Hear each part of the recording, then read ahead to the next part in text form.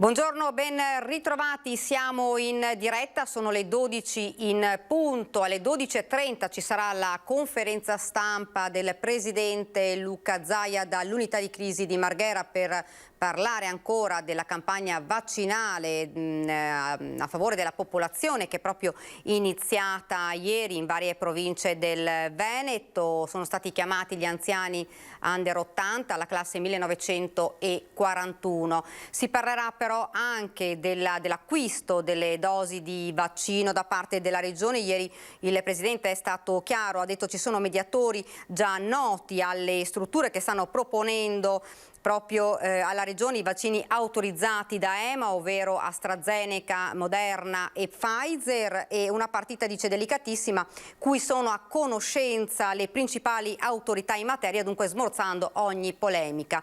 Come avevo detto, è partita questa campagna vaccinale per gli under 80, a Treviso è partita questa mattina, sono stati chiamati gli anziani 1941, per noi a Villorba è andata questa mattina Lina Paronetto. Vediamo com'è andata. La linea Lina.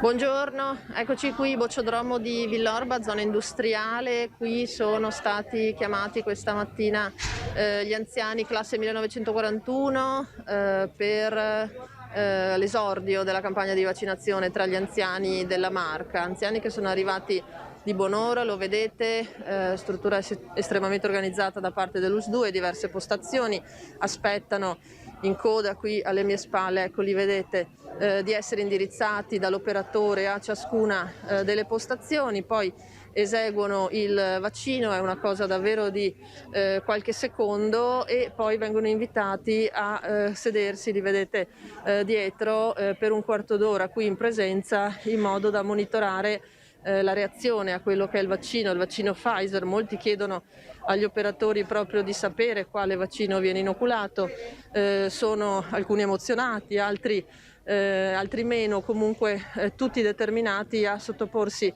a questa immunizzazione, nella speranza naturalmente di contribuire all'abbattimento dei contagi e al superamento di questa pandemia, e soprattutto di poter tornare ad azioni quotidiane che magari non riescono più a svolgere, anche banali, dall'andare fuori casa, al vedere gli amici, allo stare con i nipotini. Questo dunque, anziani che arrivano un po' da tutto il territorio attorno a Villorba, abbiamo sentito persone di Breda, di Preganziol, di Casier, fiduciosi che questo serva, chiedono informazioni sul richiamo agli operatori, insomma un importante primo passo nella vaccinazione e nell'immunizzazione degli anziani. Da Villorba ti restituisco la linea.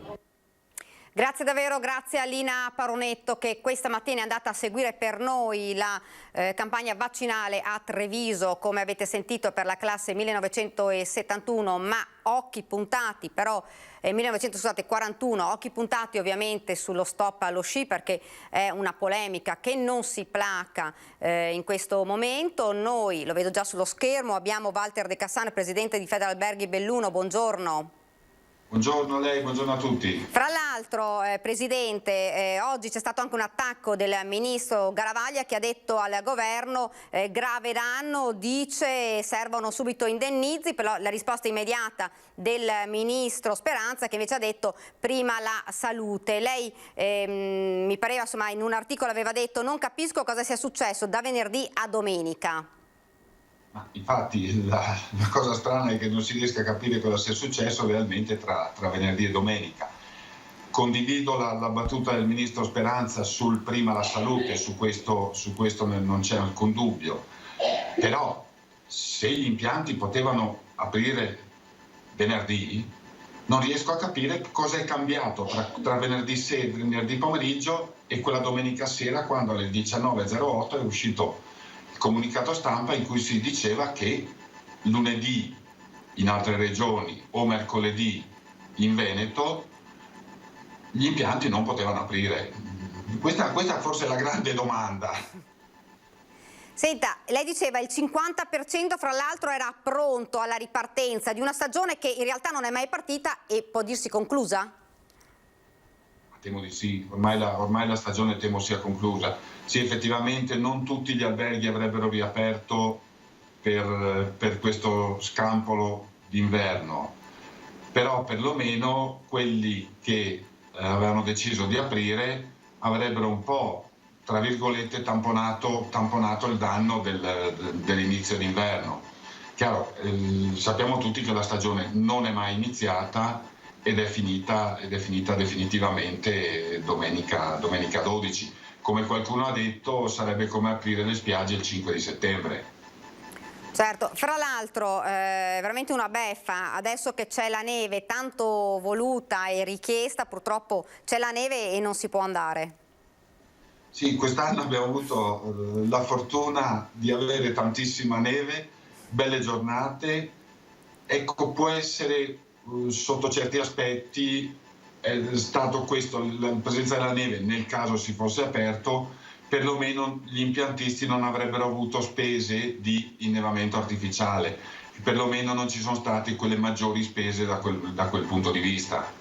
Senta, ieri nella nostra trasmissione in prima serata Ring c'è stato anche Renzo Minella, presidente dell'ANEF del Veneto, che ha parlato proprio di questa questione, ha parlato dei danni, delle problematiche che stanno accadendo proprio nelle zone montane. Sentiamo le sue parole e poi torniamo per commentarle.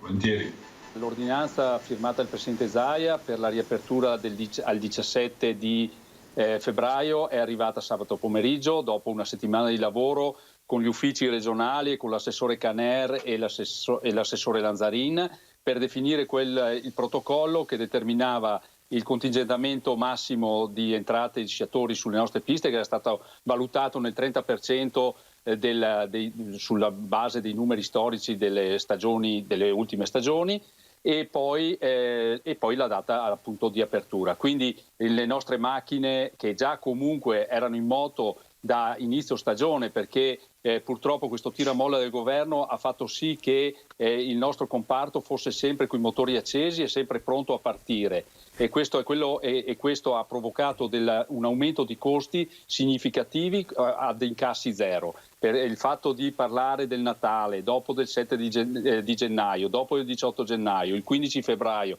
e oggi il 5 di marzo, ha fatto sì che non siamo riusciti come comparto, come società impiantistiche a non usufruire neanche degli ammortizzatori sociali. Penso alla CIG, alla cassa integrazione, e penso anche al fatto che comunque con queste date spostate in avanti con tempi ravvicinati hanno fatto sì che dovevamo comunque mantenere in moto i nostri impianti, mantenere a posto le nostre piste ed anche in sicurezza. Posso dare un dato certo che pure neve costa 3 euro al metro cubo, e vi assicuro che di metri cubi per preparare una pista ce ne vogliono tanti, ma non è il problema di quest'anno, per fortuna, perché se avessimo dovuto anche produrre la neve il danno economico sarebbe stato altissimo. Voglio ricordare che comunque è da un anno, se arriviamo al 9 di marzo, che le nostre società incassano zero, quindi è un anno esatto che abbiamo dei costi comunque fissi che pesano circa il 70% sui costi sui nostri bilanci, costi incomprimibili dati dal personale, dati dalle revisioni e dalle manutenzioni dei nostri impianti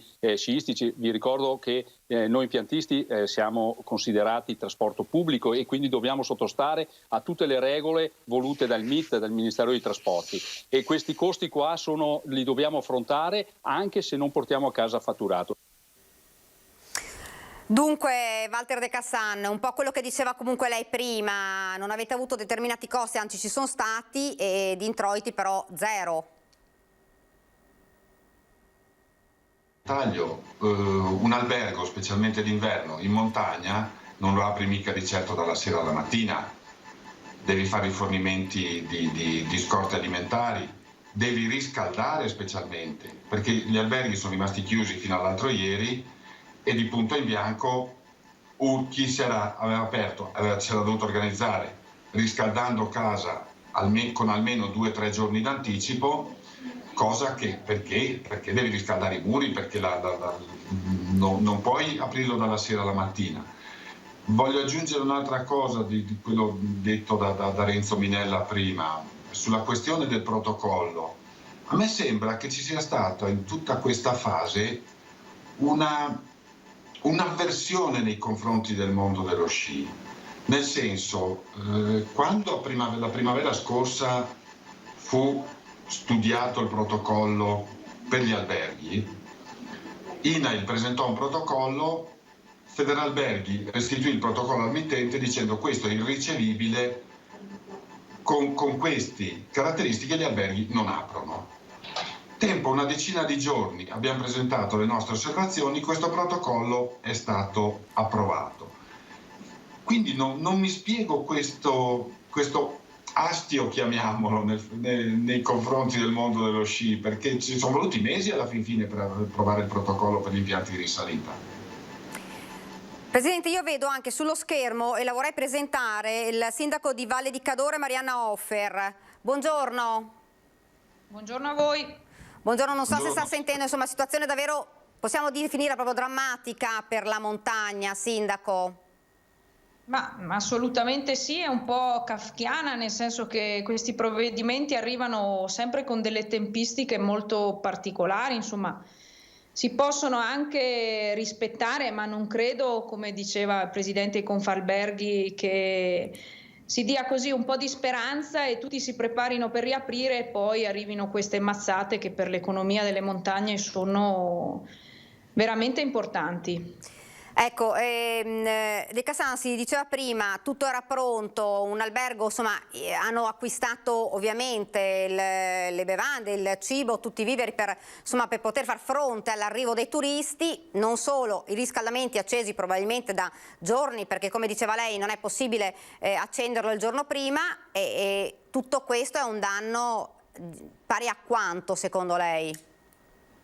Ma il danno alla fin fine su quest'inverno 2020-2021 io penso che possa calcolarsi in generale fra il mezzo miliardo e il miliardo di euro, solo nella provincia di Belluno, facendo proprio il conto chiamiamolo della serva, perché effettivamente ormai la stagione è defunta, è finita, qui è indiscutibile. Rimarranno un paio di ossa sane a Cortina, perché Cortina sta un po' lavoricchiando queste 2 settimane per i mondiali di sci, ma il resto della provincia ormai la stagione è finita. Chiaramente a Cortina si salveranno nel senso che avranno qualche soldo per pagare le bollette senza intaccare i risparmi, insomma. Certo. Sindaco, che cosa vi aspettate ora dal governo? Ma risposte più celeri e più sicure, nel senso che anche quando avevano detto che, insomma, in base al protocollo che era stato approvato si sarebbe potuto riaprire, non è andata così. Condivido il pensiero del Presidente su Cortina, però allo stesso tempo, per quanto insomma in queste settimane si possa lavoricchiare, è tutto l'indotto che ne sta risentendo fortemente, dall'idraulico che faceva le manutenzioni e che adesso lavorerà per solo 2 settimane, alle persone che lavoravano nei rifugi e quant'altro. Il Cadore, è inutile negarlo, gravita quasi principalmente come lavoratori del turismo su Cortina d'Ampezzo. Non credo basteranno i ristori, ci vorrà una specie di, tra virgolette, passatemi il termine a tecnico, risarcimento del danno, perché qui quando sarà la primavera la gente morirà di fame, questa è la realtà dei fatti, è inutile negarlo. Ecco, quello che un po' aveva detto anche ieri il presidente Zaia dopo la doccia fredda dello stop agli impianti, insomma. Ma sì. Assolutamente sì, quelli che lavoravano stagionali non hanno lavorato, questa è l'evidenza dei fatti. Sulle bollette mi preme fare alcune parole. Noi come provincia di Belluno e come sindaci, in realtà non tanto come provincia, stiamo cercando di spingere forte perché quantomeno non ci siano a livello di acqua, quindi di servizio idrico integrato, degli aumenti e forse anche degli aiuti. Sono stufa, e lo dico veramente con forza, di sentir dire che certe cose non si possono fare quando in realtà ci sono le risorse per farle. Bisogna che iniziamo veramente a mettere mano ed aiutare gli albergatori e le attività commerciali. In difetto saranno dei grandi funerali dove forse non ci risolleveremo più, e questo mi spaventa non poco. Ecco, proprio di questo poi vorrei parlare, adesso non so se c'è la pubblicità, vorrei parlare proprio di questo, perché ci sono molti albergatori che ci dicono, insomma, a questo punto noi non riapriamo, almeno insomma per i prossimi mesi, fino a estate inoltrata, per vedere come va. Ci fermiamo un attimo per la pubblicità, poi torniamo qui in studio.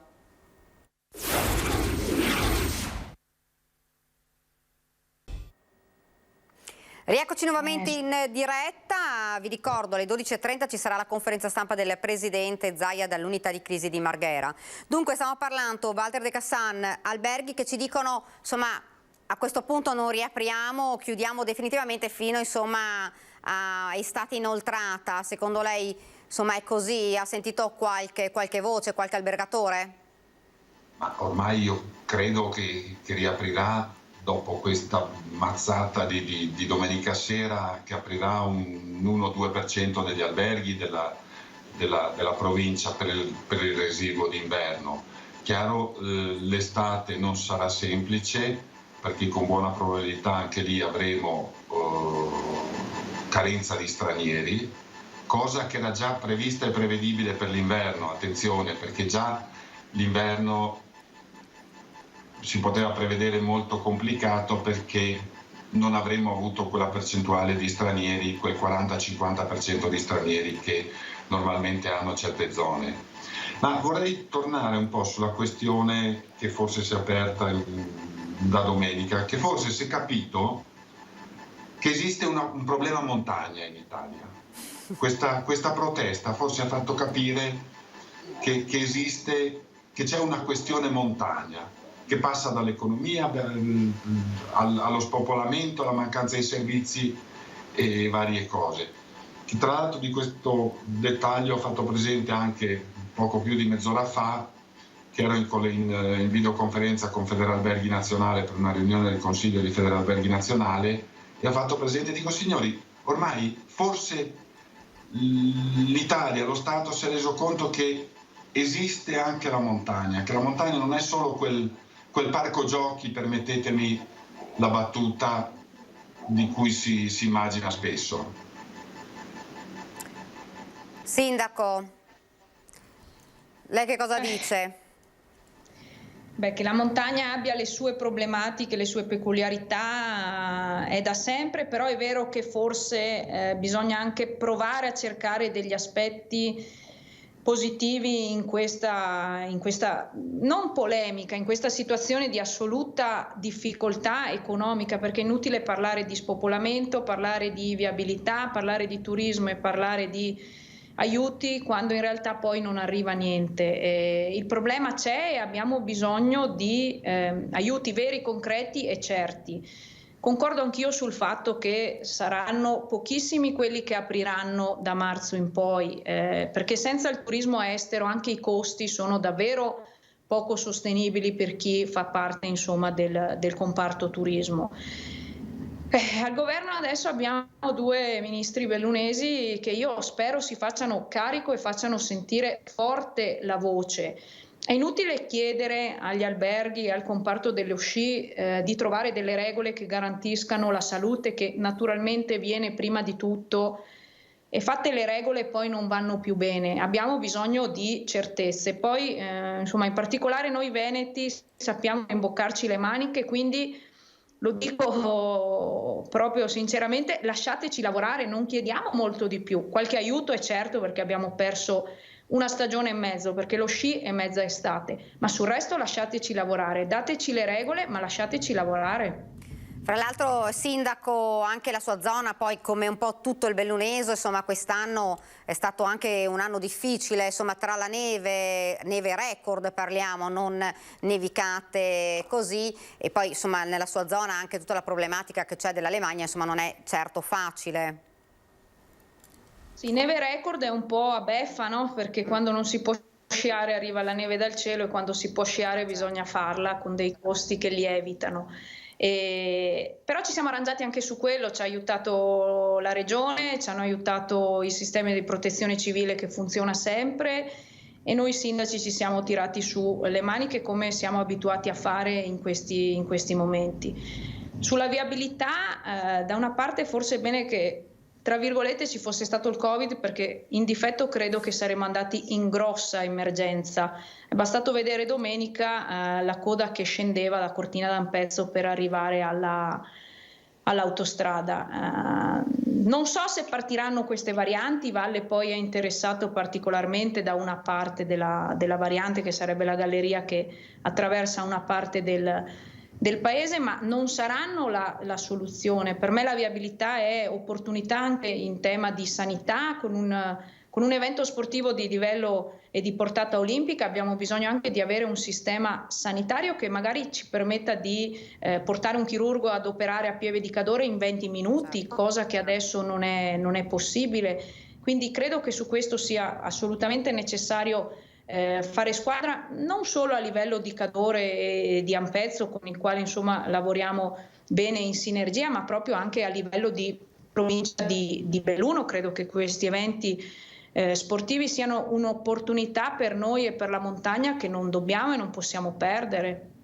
Ecco, un'altra domanda volevo farvi. In questi ultimi giorni era tornata fuori una parola che stava terrorizzando l'Italia intera, non solo, lockdown. Stavano dicendo forse sarebbe bene, insomma, un altro mese di lockdown. Questo significherebbe veramente una mazzata per l'economia, non solo per il turismo, ma un po' per tutta l'economia italiana. De Cassan. Ma chiaro, un nuovo lockdown sicuramente darebbe una batosta finale all'economia in generale. Il turismo è già stato mazziato a sufficienza. Non vorrei che ci fosse il rischio di dover tornare come a marzo dello scorso anno. Chiaro, ripartiamo sempre dal concetto che la salute è più importante di tutto. Però è ovvio che le imprese dovranno essere indennizzate immediatamente di quanto perso, perché se con la stagione estiva qualcosina abbiamo recuperato, perché attenzione, poi l'estate scorsa chi lavorava con italiani storicamente ha lavorato e anche bene, chi lavorava anche con stranieri ha perso completamente quella fetta di stranieri che non sono stati però compensati dall'aumento di presenze di italiani. Chiaro, un nuovo lockdown sarebbe forse una mazzata definitiva, però io spero e auspico che questo non ci sia. Sindaco. Ormai lo millantano sempre a singhiozzo, no? Ogni tanto c'è questa spada di Damocle sulla testa del lockdown, ma io non credo sia più sostenibile economicamente. Poi da un punto di vista della salute non ho le competenze per dire se sia necessario o no. Ci vorrebbero forse un po' più di controlli su quello che riguarda l'uso delle mascherine o quant'altro, perché quando tendono a scendere i numeri un po' la gente magari si rilassa e pensa che questo momento particolarissimo sia passato. Però non credo che l'Italia, il Bellunese, il Veneto sia in grado di sopportare un altro lockdown, anche perché non abbiamo ancora capito se arriveranno indennizi che saranno in grado almeno di dare un minimo di ristoro, perché ristorare quello che si è perso è forse inutile raccontarci dei sogni, sarà molto molto difficile, quindi un altro lockdown è economicamente insostenibile secondo me. Ecco, fra l'altro appunto lei lo diceva, l'importante, l'abbiamo detto anche noi più volte nelle trasmissioni, l'importante insomma è che la gente capisca che l'emergenza non è finita, che continua a girare il virus, continuano a girare anche queste varianti e la mascherina e gli assembramenti sono vietati. La mascherina va usata assolutamente sempre, lo cerchiamo di ripetere più volte, perché effettivamente, Sindaco, lei ha ragione, quando si vede un po' la curva in flessione un po' la gente si rilassa, ed è anche un po', insomma, ovviamente è comprensibile perché c'è voglia anche di tornare alla normalità, però certo è che la situazione non ci può permettere in questo momento di abbassare la guardia. Che cosa si può fare, Sindaco, per riportare un po' il turismo quando sarà finito, insomma, questa ondata di pandemia? Ma credo che le immagini che vanno in questi giorni dei mondiali di Cortina d'Ampezzo siano una cartolina strepitosa, anche proprio grazie alle abbondanti nevicate del mese di dicembre.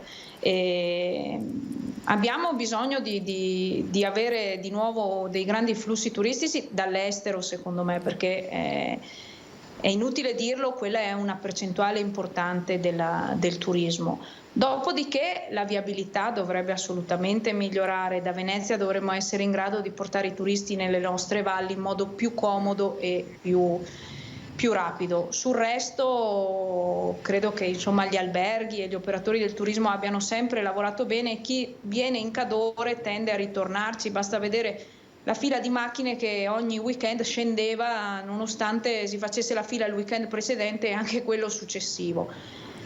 Però abbiamo bisogno di più certezza da un punto di vista normativo per quello che riguarda i protocolli sanitari. Dateci delle norme, ci impegniamo a rispettarle, ma poi basta. Cioè, una volta che abbiamo trovato qual è la norma, andiamo avanti.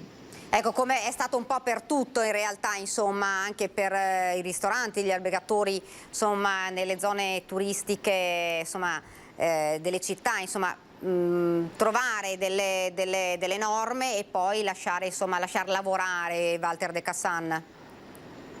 Sì, anche perché ricordo che, siccome in Italia abbiamo sempre la memoria un pochino corta, che gli alberghi non sono mai stati chiusi per decreto e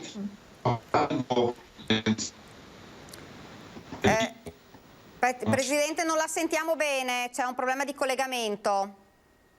C'è problemi con la linea? Mi sentite meglio adesso? Adesso la sentiamo. Fra l'altro, mi scusi Benissimo. Presidente, stiamo monitorando, dovrebbe arrivare a momenti anche il Presidente Zaia, quindi insomma, Presidente, intanto ci dica. Cosa stavo dicendo? Ah sì, stavo dicendo che ricordiamoci di quel dettaglio non insignificante, che gli alberghi non sono mai stati chiusi per decreto e gli alberghi non hanno avuto finora nessun indennizzo, fatto salvo l'esenzione del pagamento dell'IMU e poco più. Quindi ci siamo sempre dovuti arrangiare in questo anno ormai, visto che ormai siamo a un anno dall'inizio dell'emergenza, per cercare di recuperare il più possibile, insomma. Ecco, Sindaco. E concordo con la sindaca di Ofer sulla questione proprio che dell'enorme spot che stanno facendo i mondiali di Cortina in questi giorni, grazie anche a un immenso lavoro che sta facendo RAI. E voglio aggiungere che quando sarà finita l'emergenza, fortunatamente la gente tornerà ad avere gran voglia di viaggiare. Sì.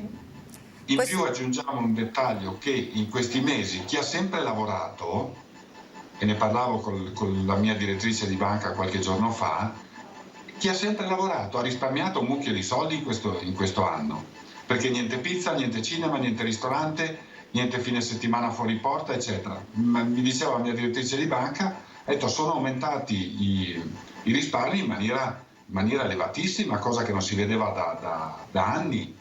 Quindi quando ci sarà liberi tutti, e speriamo il prima possibile, la gente avrà di nuovo voglia, sia gli italiani ma anche dall'estero, di viaggiare, di vacanze, di andare in albergo e di venire sulle Dolomiti. Anche perché abbiamo visto, insomma, che nell'ultimo weekend, insomma, la gente ha voglia di tornare al mare, di tornare in montagna, di tornare a quella normalità che ormai si è persa da un anno, perché lo sappiamo, manca davvero poco all'anno dall'inizio di questa pandemia. Sì, effettivamente siamo a un anno e possiamo purtroppo dire sotto certi aspetti di aver buttato via un anno della nostra vita, sotto certi aspetti. Un anno della nostra vita. Sindaco, che cosa rimarrà proprio in breve di questa pandemia per tutti?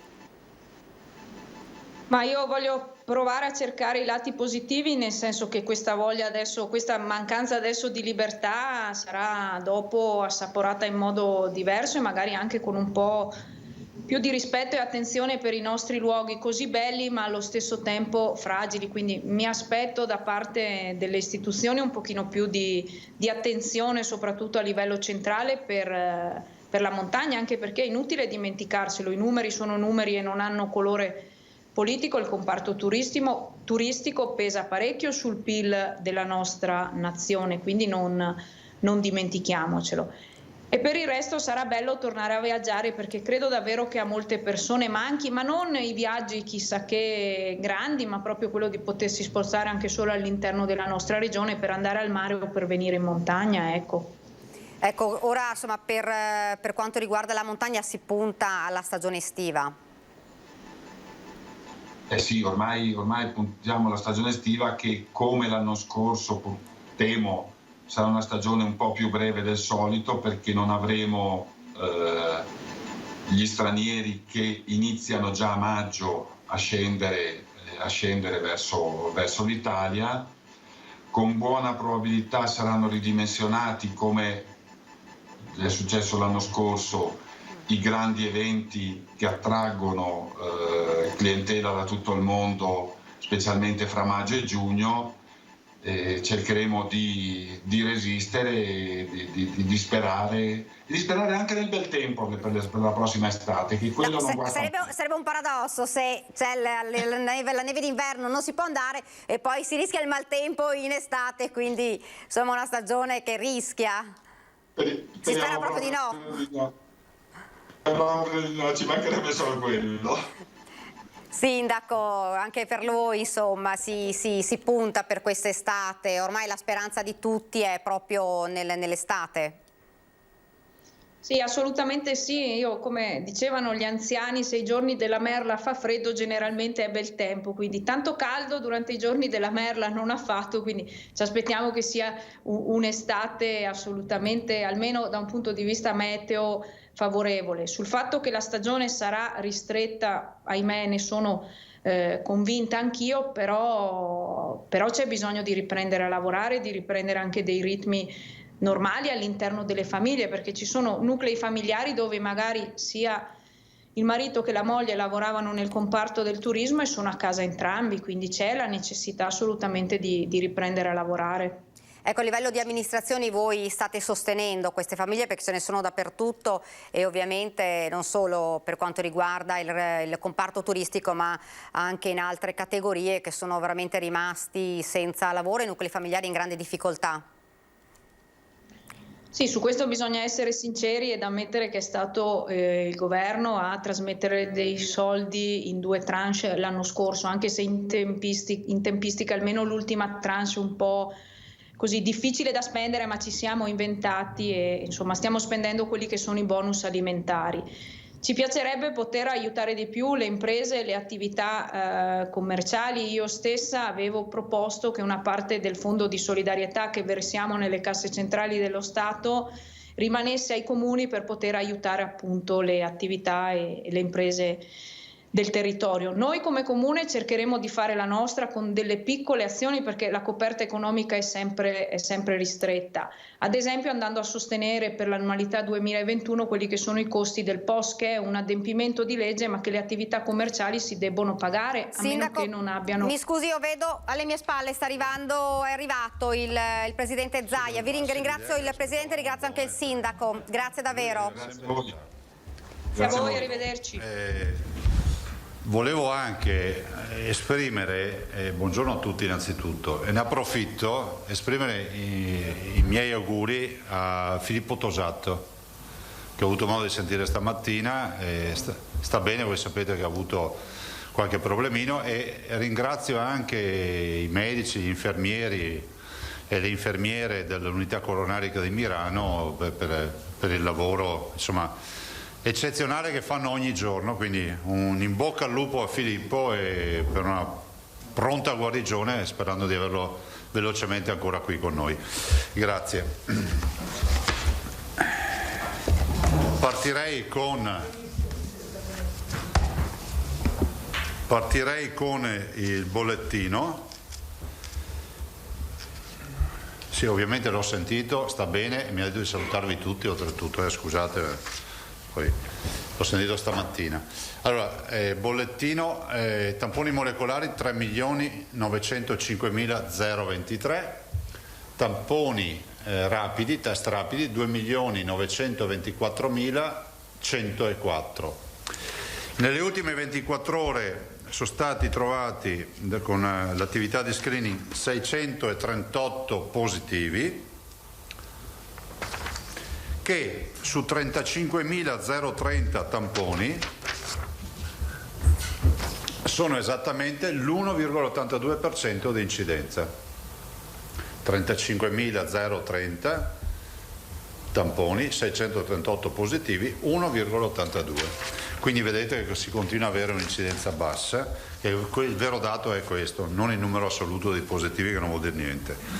Numero dei positivi 322.354 dall'inizio, ormai insomma tra qualche giorno saremo un anno dallo scoppio della crisi dell'infezione del coronavirus, che era il 21 febbraio, vi ricordo, del 2020. I positivi ad oggi invece, quelli che sono oggi presenti ancora positivi e quindi sono in isolamento, sono 24.253. Questo è un dato importante per capire che queste sono persone in isolamento che sono positivi.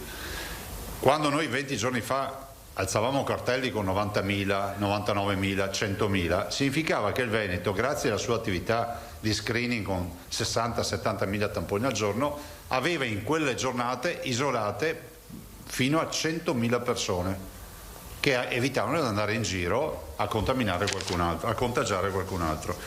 I ricoverati totali sono 1.518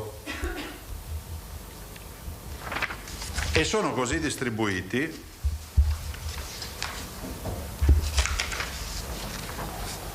136 meno 12 in terapia intensiva e 1.382 meno 51 in area non critica. Considerate che terapie intensive positive stasera troverete nel bollettino penso 85 persone più o meno, se non anche meno.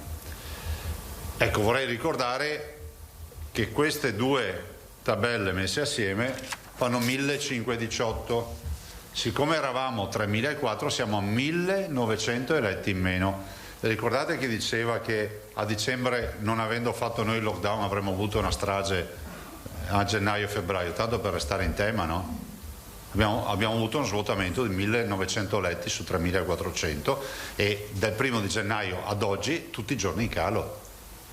Guardate che io non sto dicendo che questa è la soluzione finale, vi sto dicendo semplicemente, siccome in queste ore si parla tanto di lockdown, che c'era chi lo proponeva a dicembre per non avere un lazzaretto a gennaio. Questo è il risultato. Tanto per dire qual è la certezza quando si fanno le dichiarazioni. Totale dei morti sono 9.551 più 42.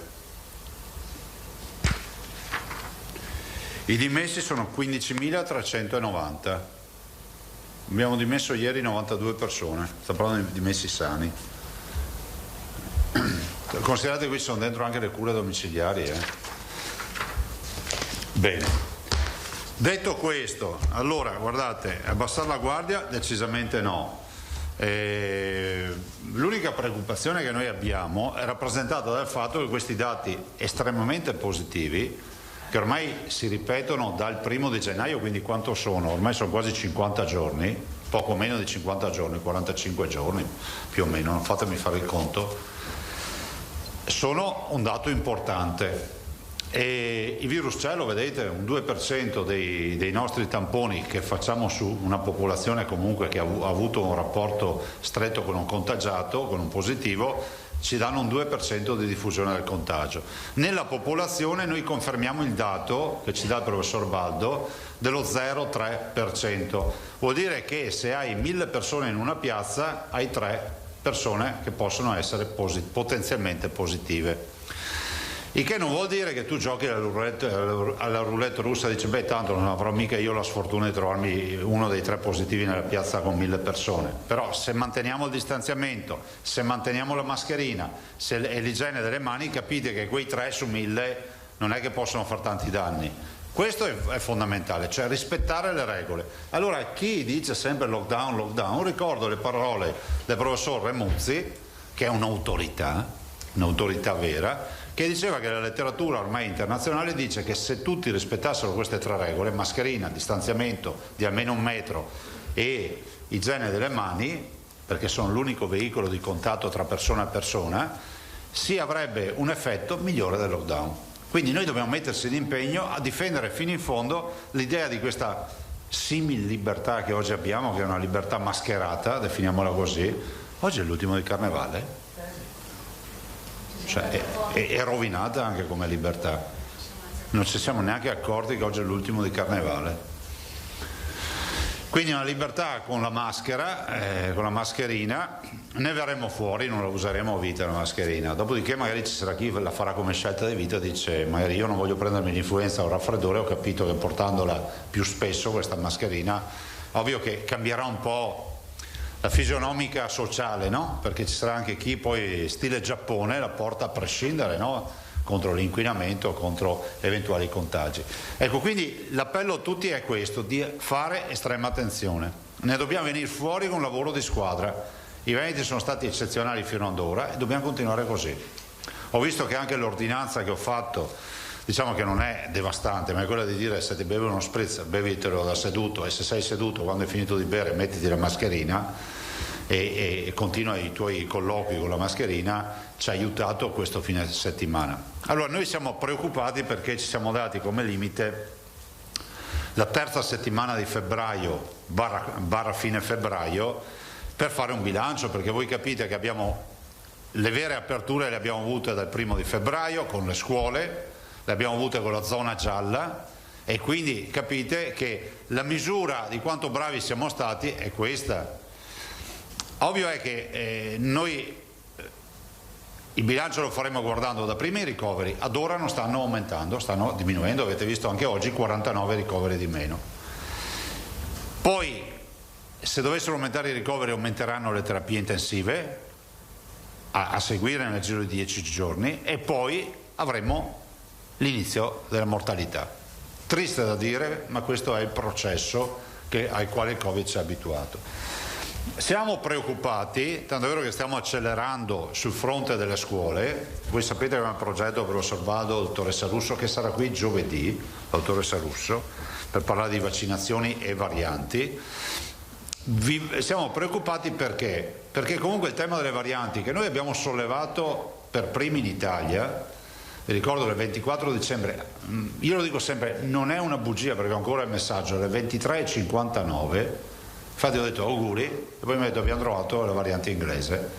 Ecco, noi abbiamo tentato di dirlo al mondo scientifico che avevamo trovato la variante inglese, ringrazio l'Istituto Zooprofilattico che sta continuando a sequenziare per nostro conto, e stiamo anche irrobustendo tutte le microbiologie per poter sequenziare anche in autonomia nelle diverse microbiologie, nei diversi ospedali del Veneto. Ecco, noi abbiamo tentato di dire guardate che qui in Veneto sta accadendo qualcosa di strano, non spiegabile. Ne ho parlato anche col professor Brusaferro in quei giorni e diceva sì, effettivamente voi avete una curva che è una curva che così di primo acchito magari viene da dire è data dal colore della zona, poi ti rendi conto che come è salita è andata anche giù. E il cambiamento di colore delle zone, vi ricordo che è iniziato il 24 dicembre con la rossa perché era un prefestivo e si è protratto fino al 6 di gennaio, ma noi già il 1° di gennaio abbiamo iniziato a calare, quindi non è possibile che solo il colore di una zona in 6 giorni cambi il corso della storia del Covid. E poi in quella maniera non è che ci fu una flessione dal 1° di gennaio, fu una perpendicolare, c'è un filo a piombo. Se voi, Maria Federico ci porta una stampa delle terapie intensive che ormai hanno, fra l'altro la novità è che nel giro di 10-15 giorni è quella di oggi, ma se portiamo quella di oggi vi faccio vedere una novità, cioè ormai siamo a 10-15 giorni dallo zero di partenza, ormai siamo, lo vedete nella curva, vedete il punto di partenza 0 va su, ormai abbiamo raggiunto quasi la fine, diciamo abbiamo raggiunto il punto 0. Siamo preoccupati per le varianti perché se le varianti, o meglio, se la qualità e la quantità dell'infezione, adesso c'è la stampa, grazie, la qualità e la qualità dell'infezione del Veneto è legata alle varianti, capite che se tornano le varianti abbiamo già capito quale sarà il livello del volo che faremo con tante turbolenze in volo.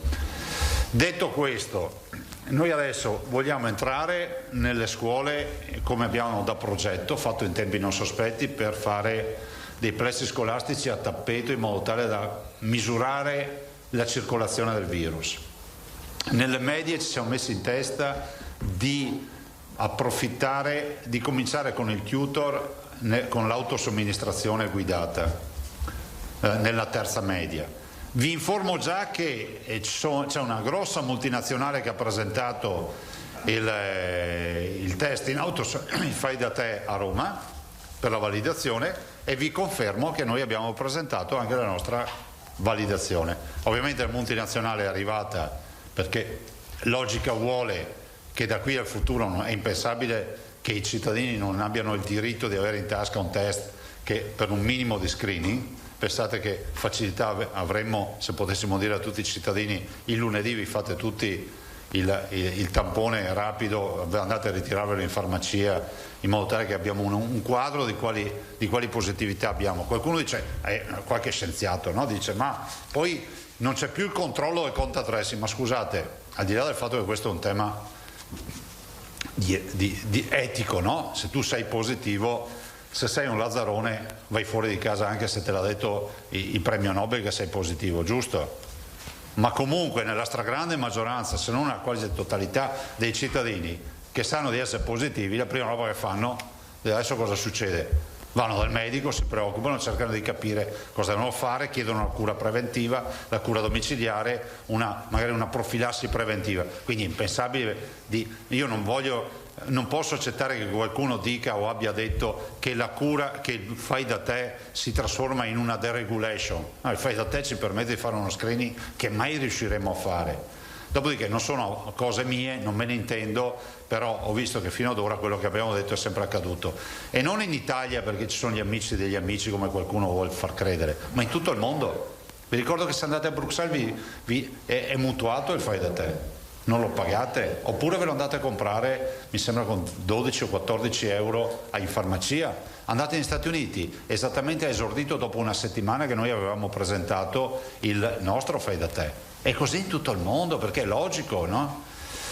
Allora, sulle varianti bisogna fare molta attenzione, perché abbiamo la variante inglese che qui è già passata, rappresenta più o meno il 18% dei contagiati veneti, ai dati di oggi sulle sequenziazioni che abbiamo fatto. Poi c'è la brasiliana, la sudafricana, e quindi questa è la vera preoccupazione. Le scuole, noi fino al 5 di marzo non modifichiamo la percentuale di studenti in classe, cioè a scuola, cioè 50%, non si va oltre il 50%, è prudenziale.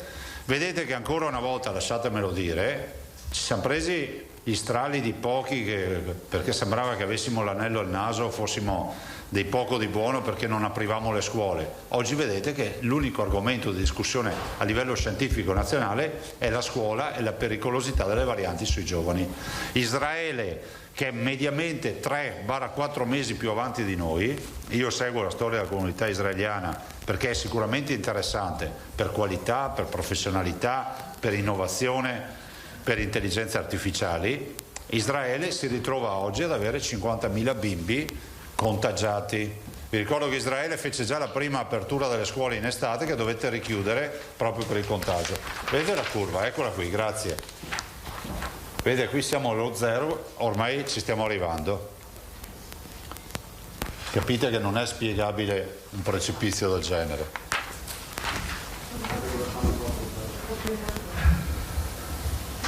Ma scusa, la metto qua in mezzo così c'è anche l'assessore alla sanità che conta più di me.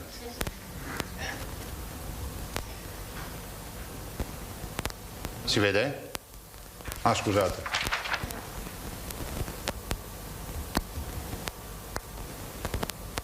Sì, è eloquente come curva, no? Quindi le scuole, diciamolo ai genitori, alle famiglie, abbiamo già comunicato con la professoressa, il direttore Palumbo, le scuole fino al 5 marzo. Perché 5 marzo? Io avrei fatto anche un po' di più, ma il 5 marzo scade il DPCM. Se non ci fanno una sorpresa come per le piste da sci, insomma, si spera che qualche giorno prima di sapere quale sarà il futuro, no? E quali saranno le determinazioni del Comitato Tecnico Scientifico Nazionale, che noi rispettiamo, però bisogna che siano presentate a tempo debito, non è che possiamo averle all'ultimo istante. Sulle piste da sci, guardate, io raccolgo le lamentele e la preoccupazione, a volte anche la desolazione di molti operatori che sono preoccupati perché in un settore dove non si guadagna si sono fatte anche le spese per non aprire. E quindi faccio appello al governo affinché provveda a indennizzare questi danni che si sono creati inevitabilmente con questa chiusura repentina che ha colpito duramente le nostre realtà. Noi abbiamo un comparto dello sci, insomma, che è messo molto male, è da marzo che non lavora e purtroppo poveri hanno fatto delle assunzioni sperando di riaprire il 17, così non sarà, hanno fatto spese per riscaldare alberghi, per riempire magazzini di rifugi o altro e oggi si ritrovano ancora al punto di partenza. Considerate che il 5 marzo fanno l'apertura della chiusura della stagione, cioè ormai il 5 marzo siamo già, diciamo, se dovessimo paragonare la stagione siamo in una bassissima stagione, siamo bassa stagione, non siamo più nel clou della stagione di dicembre a gennaio. Le vaccinazioni stanno andando avanti, casomai poi c'è anche l'assessore Lanzarin. Vi voglio solo dire una roba, troverete nel nostro dato che noi abbiamo fatto 156-126 vaccinazioni domenica, non è che ci siamo distratti, abbiamo dedicato tutte le forze a creare i centri di vaccinazione di massa, tanto è vero che ieri abbiamo fatto 4.000 più o meno, adesso cresceranno sempre di più, abbiamo organizzato la macchina in maniera tale di essere performanti dal lunedì e ieri si è iniziato. Sui vaccini vi dico già che novità non ce ne sono, ieri ho parlato con il dottor Arcuri, ieri sono uscito di qui, mi ha cercato, ne ho parlato, ho dato informazione di questo fatto che abbiamo chiesto ad AIFA il 3, ma AIFA ci ha, diciamo, dirottato, scusatemi, su Arcuri. Col dottor Arcuri ne ho parlato con il commissario, si è già sentito ieri sera con il dottor Flor. Il dottor Flor ha richiesto i numeri dei lotti dei vaccini perché è evidente, questo penso sia come si può dire, corretto riconoscerlo, che qualora ci fosse confermata tutta la fornitura per 27 milioni di dosi divise in due blocchi, 12 milioni e 15 milioni rispetto a due intermediari diversi, differenti, distinti, una regione, un paese non può girarsi dall'altra parte. Tanto è vero che adesso il dottor Flor, secondo anche alcuni accordi presi, sta facendo fare una verifica formale rispetto ai numeri dei lotti e alle matricole per verificare, diciamo, quale sia bene il lotto come è identificato, e dopodiché, come dico sempre io, noi non abbiamo fatto questa operazione per fare politica o per metterci a far rissa con qualcuno, non ce ne frega niente. Noi abbiamo 5 milioni di veneti che potenzialmente potrebbero chiedere di essere vaccinati, quindi noi vogliamo i vaccini per tutti. È chiaro che se questa dote di vaccino entra in Italia, il Veneto deve avere la sua parte per i veneti. Ho anche l'impressione, se volete che ve la dica tutta, che da qui a un mese ho l'impressione che il mercato sarà molto più rimpinguato di vaccini, perché Pfizer scrive, non so se perché abbiamo fatto noi casino, comunque Pfizer scrive all'Italia e dice: volete più vaccino? L'Italia ha detto di sì, quindi ne arriverà di più. Abbiamo Johnson & Johnson che debutterà, abbiamo AstraZeneca che dice che recupererà il taglio che ha fatto da 8 milioni a 3 milioni e 4. Abbiamo incremento, insomma, in generale. Moderna si è impegnata a incrementare. Io spero che sta partita ci faccia uscire dall'angoscia di non poter vaccinare. Guardate che l'unica via di uscita, lo dice il mondo scientifico, non è il pensiero di Zaia, è la vaccinazione. E io spero di riuscire a realizzare il Veneto Covid free. Pensate avere un turismo già tutto Covid free, le nostre aziende Covid free. Qualcuno dice: ma i veneti parlano solo di soldi. No, noi parliamo di vita, perché le nostre imprese hanno i commerciali esteri, Le nostre imprese lavorano con l'estero, hanno bisogno di ricevere operatori, hanno bisogno di relazioni internazionali. Il nostro turismo fa il 66% di turisti stranieri. Per questo è fondamentale che noi si diventi subito Covid free. È la vera sfida. Guardate che il lavoro che stanno facendo in giro per il mondo è questo. Se guardate sempre Israele, a 9 milioni di abitanti, ha già vaccinato, ha recuperato 30 milioni di vaccini, li ha negoziati direttamente con l'azienda produttrice e ha iniziato a vaccinare. Ecco, quanto ai soldi, voglio anche ricordarlo, se uno sta girando sta leggenda metropolitana, vi confermo che le cifre proposte sono in linea, se non in alcuni casi più basse, di quelle di mercato, punto. Perché sentir dire che noi strapaghiamo i vaccini, noi non lo faremmo mai, ma eticamente non è sostenibile andare a strapagare un vaccino perché lo deve avere prima di un altro, perché a quel punto vuol dire non essere più alla pari, ma vuol dire mettere in difficoltà chi non ha modo di comprarli. Quindi vi posso garantire che le proposte economiche sono in linea con il mercato. Ultima roba, gli intermediari. Cioè, io capisco che non tutti sono esperti di come si può dire, di aspetti commerciali, ma guardate che le aziende produttrici in generale, no? Possiamo parlare del settore farmaceutico piuttosto di altri settori, non è che vanno a vendersi con la valigetta il loro prodotto, soprattutto se sono giganti come produttori, hanno degli intermediari e in alcuni settori li chiamano rappresentanti, in altri settori sono titolari di licenza che vendono in nome per conto, in altri posti sono esclusivisti, quindi vai solo da loro oppure non riesci a comprarli. A me fa strano che questo paese si meravigli che noi trattiamo quegli intermediari, come li dobbiamo trattare? Col capo dello Stato. Ma forse non ci si rende conto che stiamo parlando di mercato, stiamo parlando di industria, stiamo parlando di commercio. Vi ripeto ad esempio che le farmacie si sono giustamente e intelligentemente organizzate e rappresentano dei gruppi d'acquisto che sono i più grossi sul mercato. Ecco, se noi avessimo una farmacia saremmo in quel gruppo d'acquisto, probabilmente quando cominceranno ad esserci vaccini anche per quel canale avremo anche vaccini da quel canale. Se avete domande? Manfan, Fois, Giacomuzzo, Bonet e Pittarelli.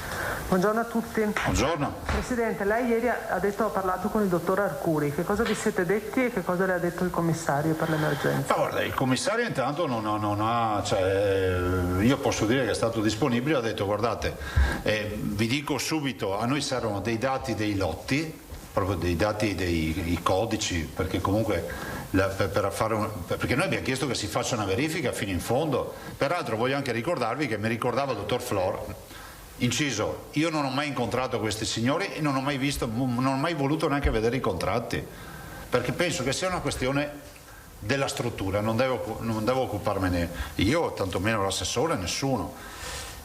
Però il dottor Flor mi ricordava che nelle bozze di contratto addirittura c'è scritta anche, è prevista la possibilità da parte dell'acquirente di attivare anche un controllo terzo, cioè non è escluso che se si arrivasse al vedo, noi che possiamo chiedere alla struttura commissariale piuttosto che a AIFA di fare la verifica per conto nostro se la merce è corrispondente a quanto dichiarato nel contratto. Quindi c'è una totale trasparenza. Io trovo anche assurdo che dobbiamo stare qui, non con voi scusatemi, ma in generale a star qui, e sembra quasi una giustificazione dopo aver fatto il nostro dovere. Quindi il dottor Arcuri, il commissario Arcuri ha detto che il Veneto può comprarseli? No, il commissario Arcuri non ci siamo addentrati su questo tema, ha detto facciamo subito una verifica dei codici e dei lotti, dopodiché è ovvio che noi poniamo una questione, no? Una questione, come si può dire, formale, sul fatto che sul mercato, se è vero che ci sono, se è vero che saranno confermati, se è vero che non sarà acqua distillata, ci sono potenziali 27 milioni di dosi che capite che se le scaricassimo anche sul paese Italia, se le dassimo anche divise in maniera equa a tutti, sarebbero sufficienti per fare 2 o 3 mesi di vaccinazioni, che non è proprio una roba da poco. Considerate che adesso noi ci stiamo spartendo di Pfizer più o meno 500.000 dosi alla settimana. Cioè vuol dire che in un mese avremo 2 milioni di dosi di Pfizer. Cioè capite che se ne scaricate 27 milioni è un'altra roba. Non ho capito una cosa, Presidente, quindi c'è la possibilità che alla fine il termine che è criticato, intermediario, cioè sia il Veneto a fare dell'intermediario e che giri allo Stato italiano dovremo capire quale sarà la veste giuridica qualora sia tutto confermato e che l'affare sia ritenuto corrispondente alle aspettative e alle norme. Si tratterà di capire, perché lo Stato membro ha un vincolo contrattuale di non comprare fuori dall'ombrello europeo, ma non ce l'hanno le regioni. Quindi si tratterà di capire, posso dire, ma si tratterà anche di porre una questione a livello europeo, ma a me sembra inammissibile che arrivati a questo punto ci sia ancora il vincolo quasi monopolista sugli Stati membri di obbligarli a non raccogliere le offerte che trovano per strada. Però le regioni a nostro avviso non sono vincolate al vincolo europeo, ma sono vincolate all'autorizzazione nazionale dalla verifica che abbiamo fatto noi, perché comunque è un acquisto di farmaci fuori confine. Per questo noi ci siamo rivolti subito ad AIFA. Quindi tutte le regioni assieme potrebbero comprare questo megalotto, oppure comprarlo il Veneto e poi distribuirlo? Può essere una soluzione. Quando lei dice dovesse essere messo a disposizione del Paese, il Veneto vuole la sua parte, cioè assolutamente sì. Cioè ne vuole 10 milioni o poco meno? No, 10 milioni ce le facciamo, cioè sono un'esagerazione. Penso che a noi ne bastino 4-5 milioni, nel senso che considerate che si vaccineranno in Veneto 3 milioni e mezzo di cittadini, più o meno 4 milioni. Non si possono vaccinare quelli sotto i 16 anni. Non si possono vaccinare quelli sotto i 16 anni. Poi abbiamo il tema che ci arrivano con la fornitura ufficiale e poi il tema temporale, perché è anche assurdo lasciare in magazzino per mesi dei vaccini quando tutti potrebbero utilizzarli. Cioè si tratta di trovare un punto di equilibrio, no? La capacità vaccinale è rapportata al magazzino che hai. Ultima domanda, Presidente, per quanto mi riguarda le scuole, cioè questi screening sono già iniziati, devono iniziare, quando è che andrete? Come ha detto che saranno a tappeto, esattamente? Sì, c'è un progetto, noi l'abbiamo presentato, forse tu non c'eri quel giorno, c'è una mappa con 10 o 12 istituti, quanti sono? No, mi sembra che la dottoressa Palumbo abbia individuato le scuole, gli sono state date appunto l'elenco delle scuole alla dottoressa Russo, che poi ha fatto un incontro tecnico con i SISP di tutte le aziende sanitarie, quindi credo che dalla settimana prossima, presumo, se non da fine questa settimana, riusciranno ad essere operative. Prima hanno ricostruito appunto, no, non credo proprio. Considerate che poi c'è anche la supervisione del professor Baldo e questo anche ci darà garanzia rispetto al tema epidemiologico. Prego. No, Giacomuzzo a posto. Vabbè, le faccio un'altra domanda che non è... Sì, l'avevo detto, ma l'Alda giustamente mi ha anticipato su tutti i temi di attualità. No, chiedo una cosa gentilmente al Presidente, buongiorno a tutti intanto. Buongiorno. Sono in scadenza i direttori generali, o meglio i commissari delle USL. A fine mese, se non sbaglio. 28. Che intenzioni ha? Di nominarli tutti entro la prossima settimana. Quindi nomina tutti sì. I direttori. Ci saranno cambi? Non si fanno proroghe. Basta proroghe? Sì. Li sto valutando con l'aiuto dell'assessore Lanzarin e del dottor Flor. Capite che poi è una responsabilità personale. Ringrazio tutti quelli che mi fanno giungere magari consigli e osservazioni, per carità. Tutto è corretto, però poi alla fine la decisione aspetta a me, perché poi se uno non funziona sono io a rispondere, perché questa è una nomina diretta.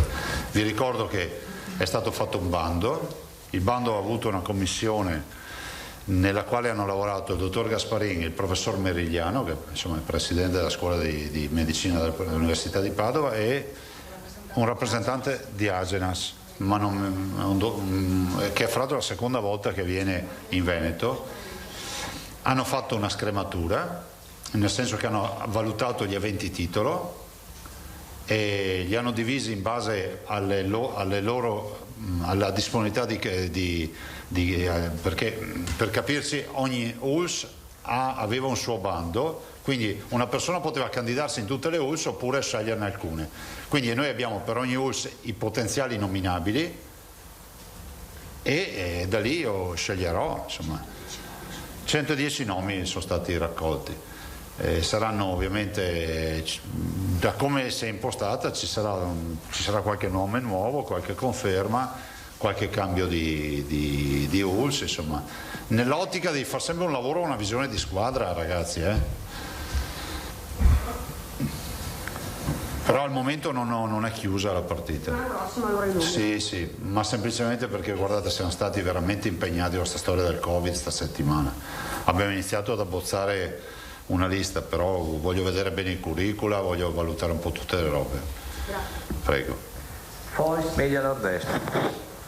Buongiorno Presidente. Buongiorno. Io mi ricollego a quello che hai detto prima, scuole e varianti sui giovani, che sono i due settori che sono maggiormente monitorati, perché in provincia di Venezia, dei 6 focolai in questo momento attivi nelle scuole del veneziano, mi riferisco naturalmente all'ULSS 3 Serenissima, ce n'è uno su cui si sta concentrando l'attenzione di tutti, che si trova a Malcontenta, quindi a pochi chilometri da qui, una scuola elementare che è il primo cluster veneziano della variante inglese. Sono, se non erro, 7 alunni e un insegnante. Da questo punto di vista che cosa ci può dire? Perché ho visto che sono state rafforzate anche tutte le procedure di contact tracing e anche di quarantena, che è molto più lunga rispetto vi posso dire che è una situazione complicata perché in via di prioritaria il contact tracing e la quarantena, cioè, è molto più aggressiva secondo le direttive nazionali, quindi non è più così, diciamo, affrontabile come prima,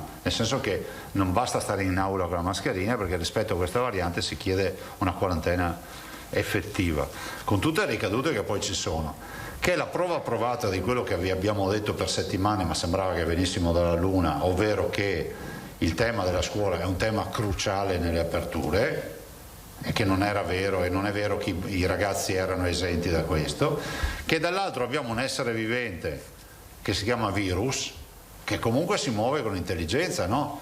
Ha aggredito un target di età per primo, poi è passato, voi vedete le due fasi, vedete l'abbassamento dell'età media, adesso probabilmente ha rivolto il riflettore rispetto a una popolazione ancora più giovane, perché comunque sta fondamentalmente passando tutta la popolazione. E quindi noi siamo molto preoccupati perché non ne conosciamo gli effetti. Non ne conosciamo gli effetti, inutile stare qui a fare gli eroi a spararla, cioè nel senso che noi siamo lì a controllare, facciamo tutto quello che ha da fare, però poi leggi delle notizie giustamente nella stampa internazionale e sono ancora contrastanti, no? C'è chi dice comunque che è solo un aumento esponenziale del contagio, cioè della diffusione, chi dice che non ci sono sintomi particolari rispetto al virus che conosciamo, chi invece dice che ci sono altri effetti, quindi cercheremo di capire anche qui come abbiamo sempre fatto. Ma quando si parla di maggiore contagiosità significa che le 3 avvertenze che ha ricordato anche poco fa, lavarsi le mani, tenere la mascherina e non arieggiare i locali in quel caso non essere sufficienti? No, sono sufficienti, ma bisogna arieggiare i locali. Sufficienti, attenzione, la certezza matematica uno non ce l'ha neanche se gira con lo scafandro da palombaro. Cioè, non vorrei che qualcuno pensasse che con la mascherina può fare anche il bocca a bocca senza nessun problema. Si fa, cioè, c'è un limite oltre il quale uno l'aerosol, per dire, l'aerosol che si crea naturalmente in auto o in un ambiente chiuso, 2 vanno in una cabina telefonica, se esiste ancora, e se una volta si andava in 2 a fare la telefonata in cabina telefonica, lì si crea un aerosol naturale che è il nostro vaporacque, no? Lo vedete quando magari vedete i cantanti che cantano sul palco d'inverno, vedete quanto vaporacqua emettono. Ecco, quello è vaporacqueo che ha delle goccioline che sono anche veicolo per il virus. Tu te le respiri e te le inoculi. Se c'è a distanza di 1 metro mascherina, diciamo il 99% dei casi sei salvo. Se sei in un ambiente confinato, chiuso, diventa un aerosol che tu, volente o nolente, te lo respiri, anche se hai la mascherina. La mascherina non è uno scafandro. Per cui bisogna avere attenzioni, però ne veniamo fuori da questa partita. Io non ho mai fatto il tragico qui, ho sempre detto come stanno le robe, nei giorni di buona e nei giorni anche di brutta situazione. Bisogna venirne fuori e ne verremo fuori, perché il mondo non si ferma. Grazie. A posto abbiamo Marco Bonet e poi Pittarello.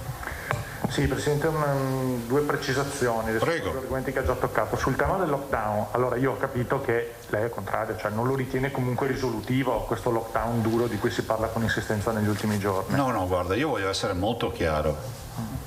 Se qualcuno propone lockdown, lo anticipa da tutta una serie di valutazioni scientifiche, che devono essere note a tutti, dove c'è un impegno e dove ci sono delle certezze.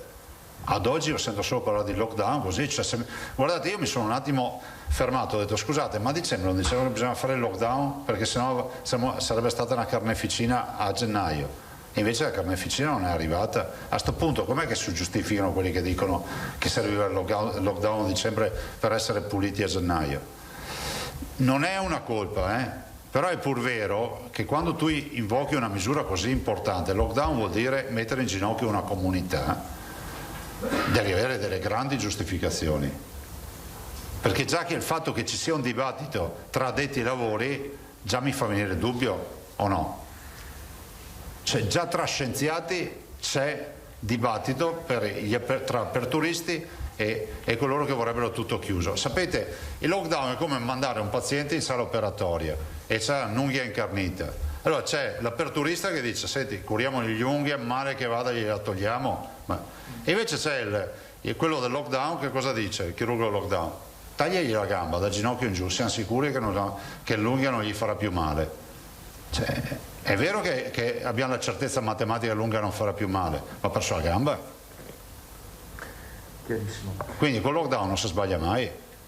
Però capite che tagliamo veramente le gambe all'economia e ai cittadini. Poi per carità, se si trovano davanti a una situazione che lo giustifica, ma ad oggi non mi sembra, a me sembra un dibattito fatto tra addetti ai lavori, ma non ho visto un dossier. Mi aspetto che se qualcuno propone lockdown porti un dossier in pubblico e dice bene, queste sono le motivazioni.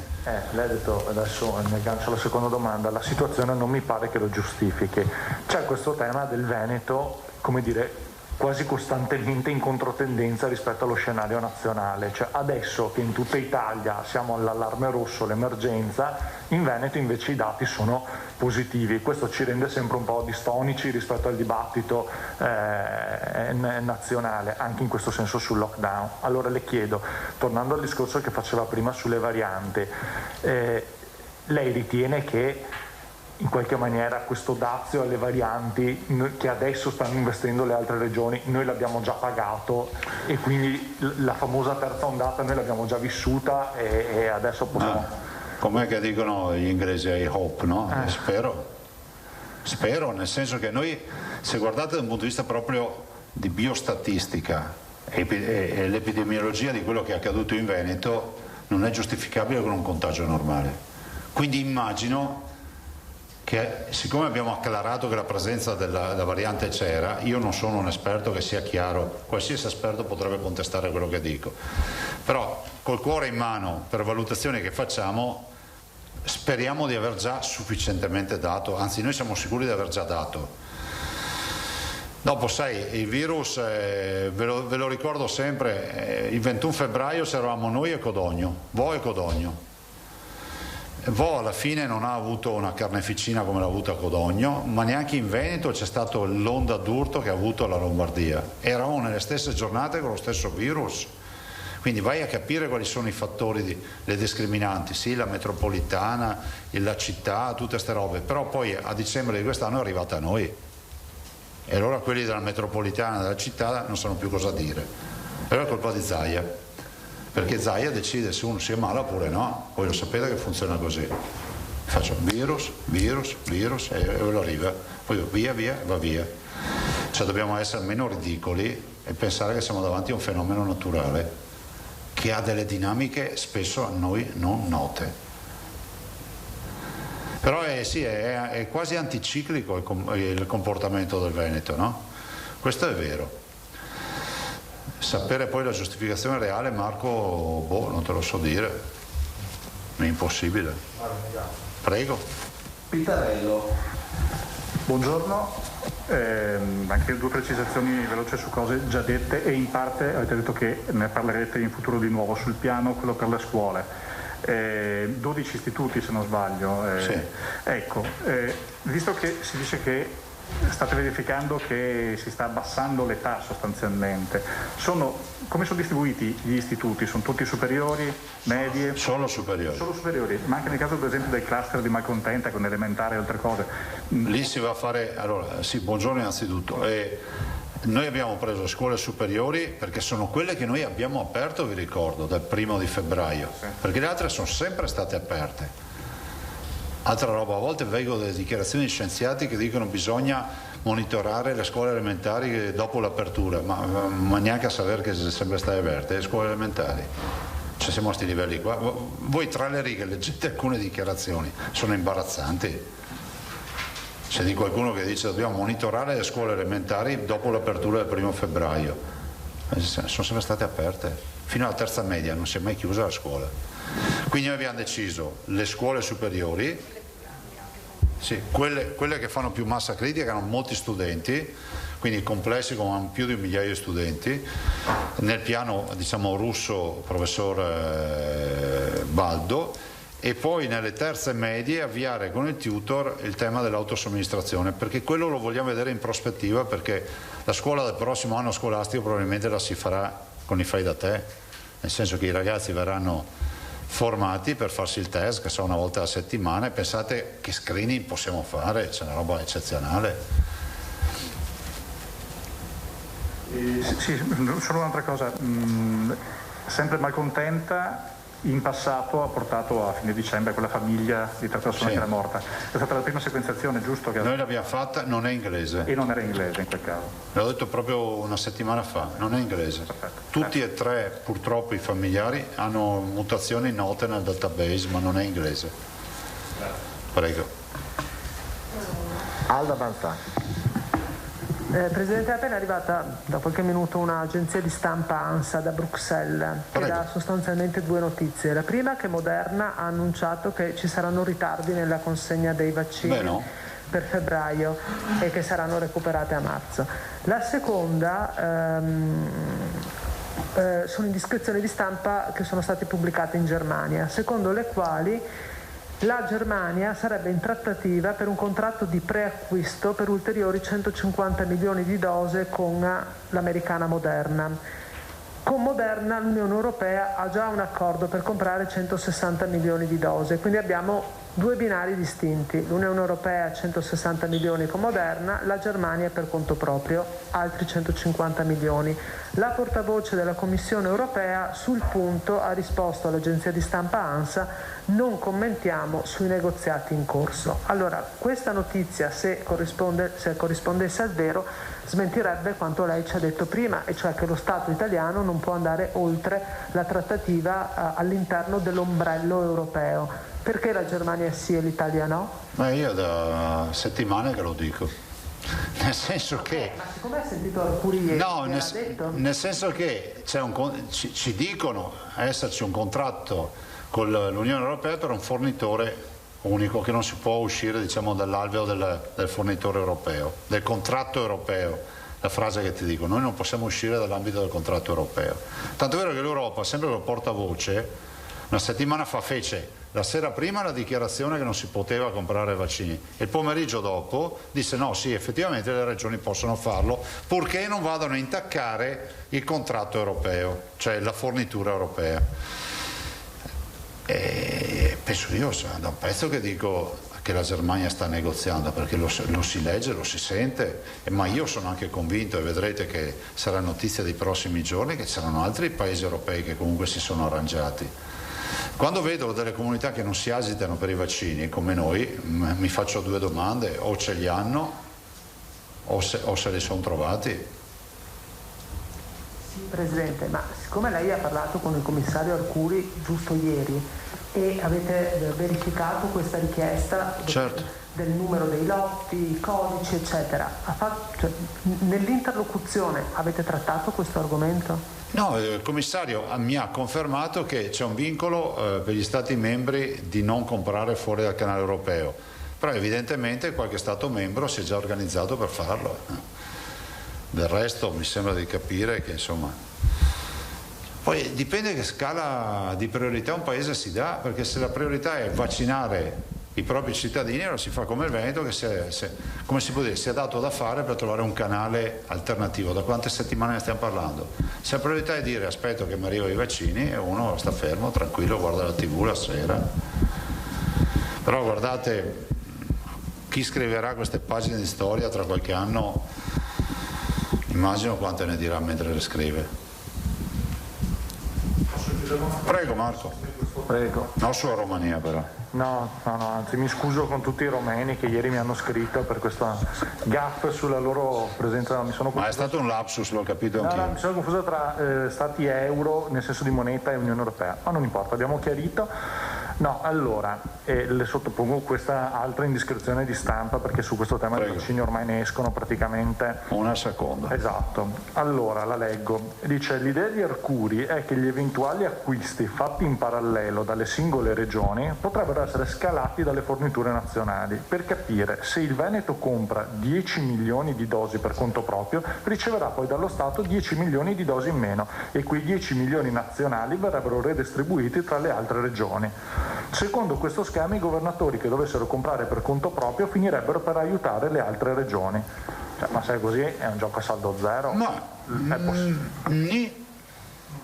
Perché se io domani mattina, ascolto e commento, se domani mattina mi arriva il camion con 5 milioni di dosi che ho subito, mi scalano i 5 milioni di dosi che mi daranno fra 6-7 mesi, io ci ho guadagnato tutto, è il fattore tempo qui fondamentale. Poi ci aggiungo un'altra roba, perché non dormono sonni tranquilli a Roma? Coi SCEI, perché siccome devono pagarsi loro i vaccini, questo sistemino funziona se pagano loro i vaccini, che non pensino di togliersi i vaccini e farceli anche pagare, perché l'assunto nazionale è che i 60 milioni di italiani verranno vaccinati e il costo della vaccinazione di chi è? A carico dello Stato, giusto? Bene, se una regione si recupera i vaccini, me li togli, ma mi paghi anche i vaccini? Perché io te li ho fatti risparmiare quei soldi. Sì, se no questo paradosso della virtuosità non funziona più. E altre domande? Se no direi che possiamo chiudere qui oggi, con grande rapidità devo dire. No, sì, c'è una brutta notizia, oggi avete saputo che il professor Basso ha perso la vita, volevo appunto ricordarlo. Noi abbiamo avuto la fortuna di conoscerlo, abbiamo seguito, devo anche dire, da vicino questa vicenda in queste settimane.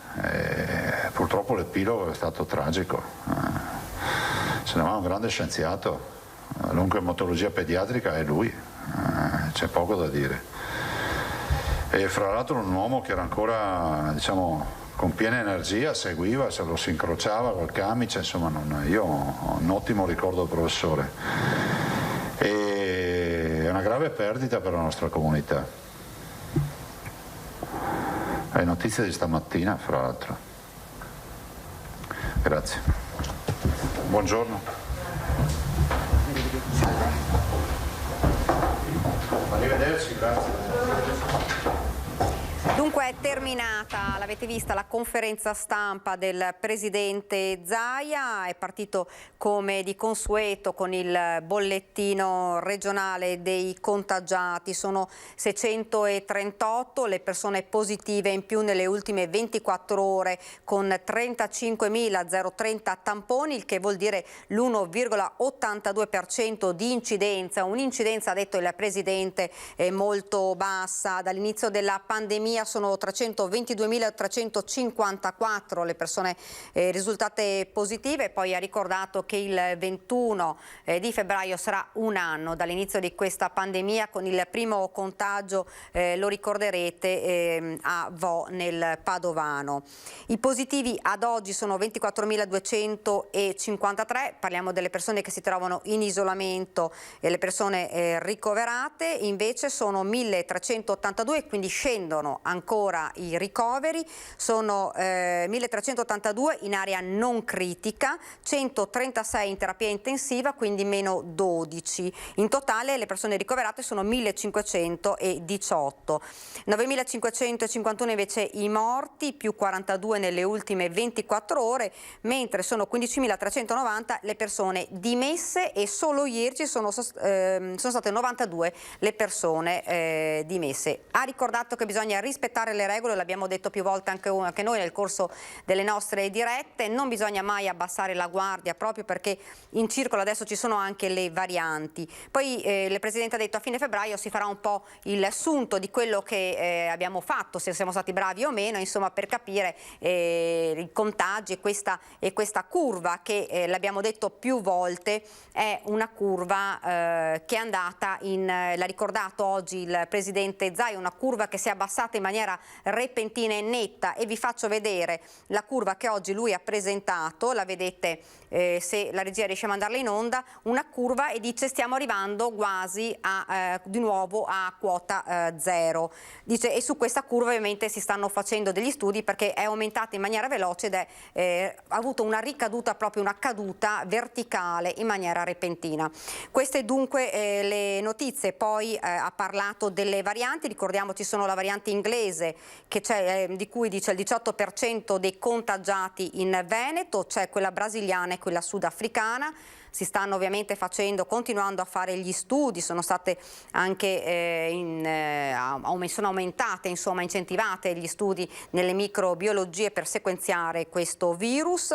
Ha parlato della scuola, ha detto che fino al 5 marzo, l'aveva già ribadito ieri, rimarranno gli studenti in presenza al 50%, dice perché in questo momento vogliamo attendere fino al 5 marzo per vedere che cosa accadrà poi anche con la scadenza del nuovo DPCM.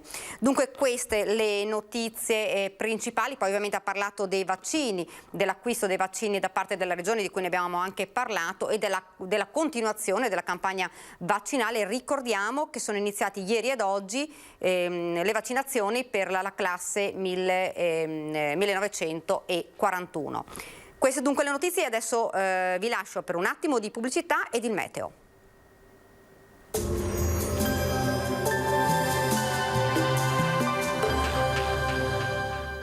Benetton, centro assistenza tecnica per caldaie a gas, condizionatori e termoregolazioni. Dal 1976, al vostro servizio con professionalità e cortesia.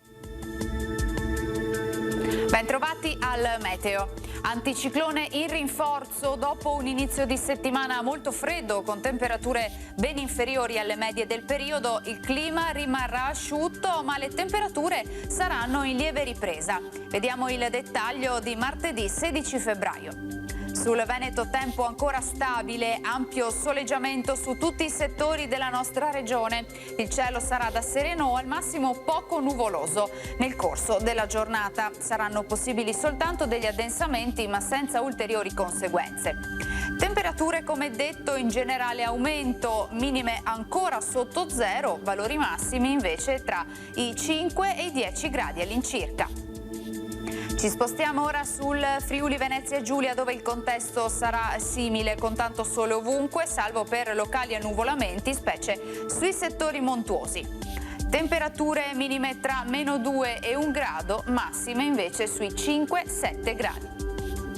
Infine stesso scenario anche sul Trentino Alto Adige, cielo sereno al massimo velato, qualche nube più in corrispondenza delle aree meridionali, ma del tutto innocua. Temperature minime ampiamente sotto lo zero ancora, massime sugli 11 gradi. Dal meteo di Antena 3 per ora è tutto, grazie per l'attenzione, arrivederci al prossimo aggiornamento.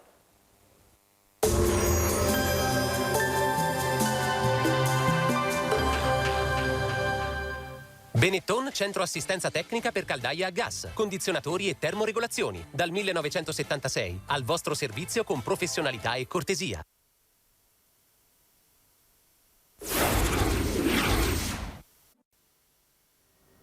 Siamo tornati nuovamente in diretta e vi presento subito il mio ospite, il dottor Mario Salvatore Mangano, direttore dell'UOC Urologia dell'ospedale Ca' Foncello di Treviso. Buongiorno. Buongiorno a lei. Dunque, partiamo subito da un primo aspetto, che è quello che interessava anche molte persone. Sono ripartite tutte le attività specialistiche, cittadini che attendevano questo momento, bloccato ovviamente per la pandemia, per i contagi, per tutto quello che sappiamo è accaduto purtroppo anche in ospedale. Come sta andando questa ripartenza? Liste d'attesa che purtroppo erano lunghe?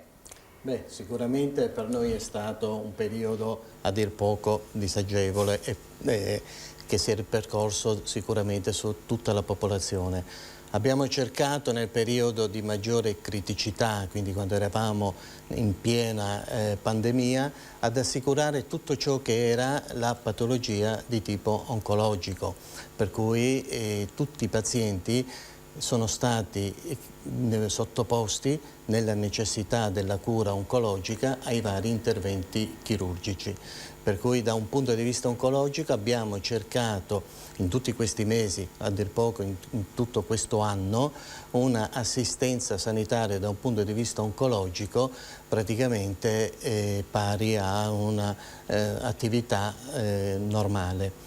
Quello che è stato un po' di più compromesso sono state tutte quelle che erano le patologie di tipo benigno, per cui le varie patologie benigne a carico dell'apparato genitourinario riguardante ad esempio l'ipertrofia prostatica.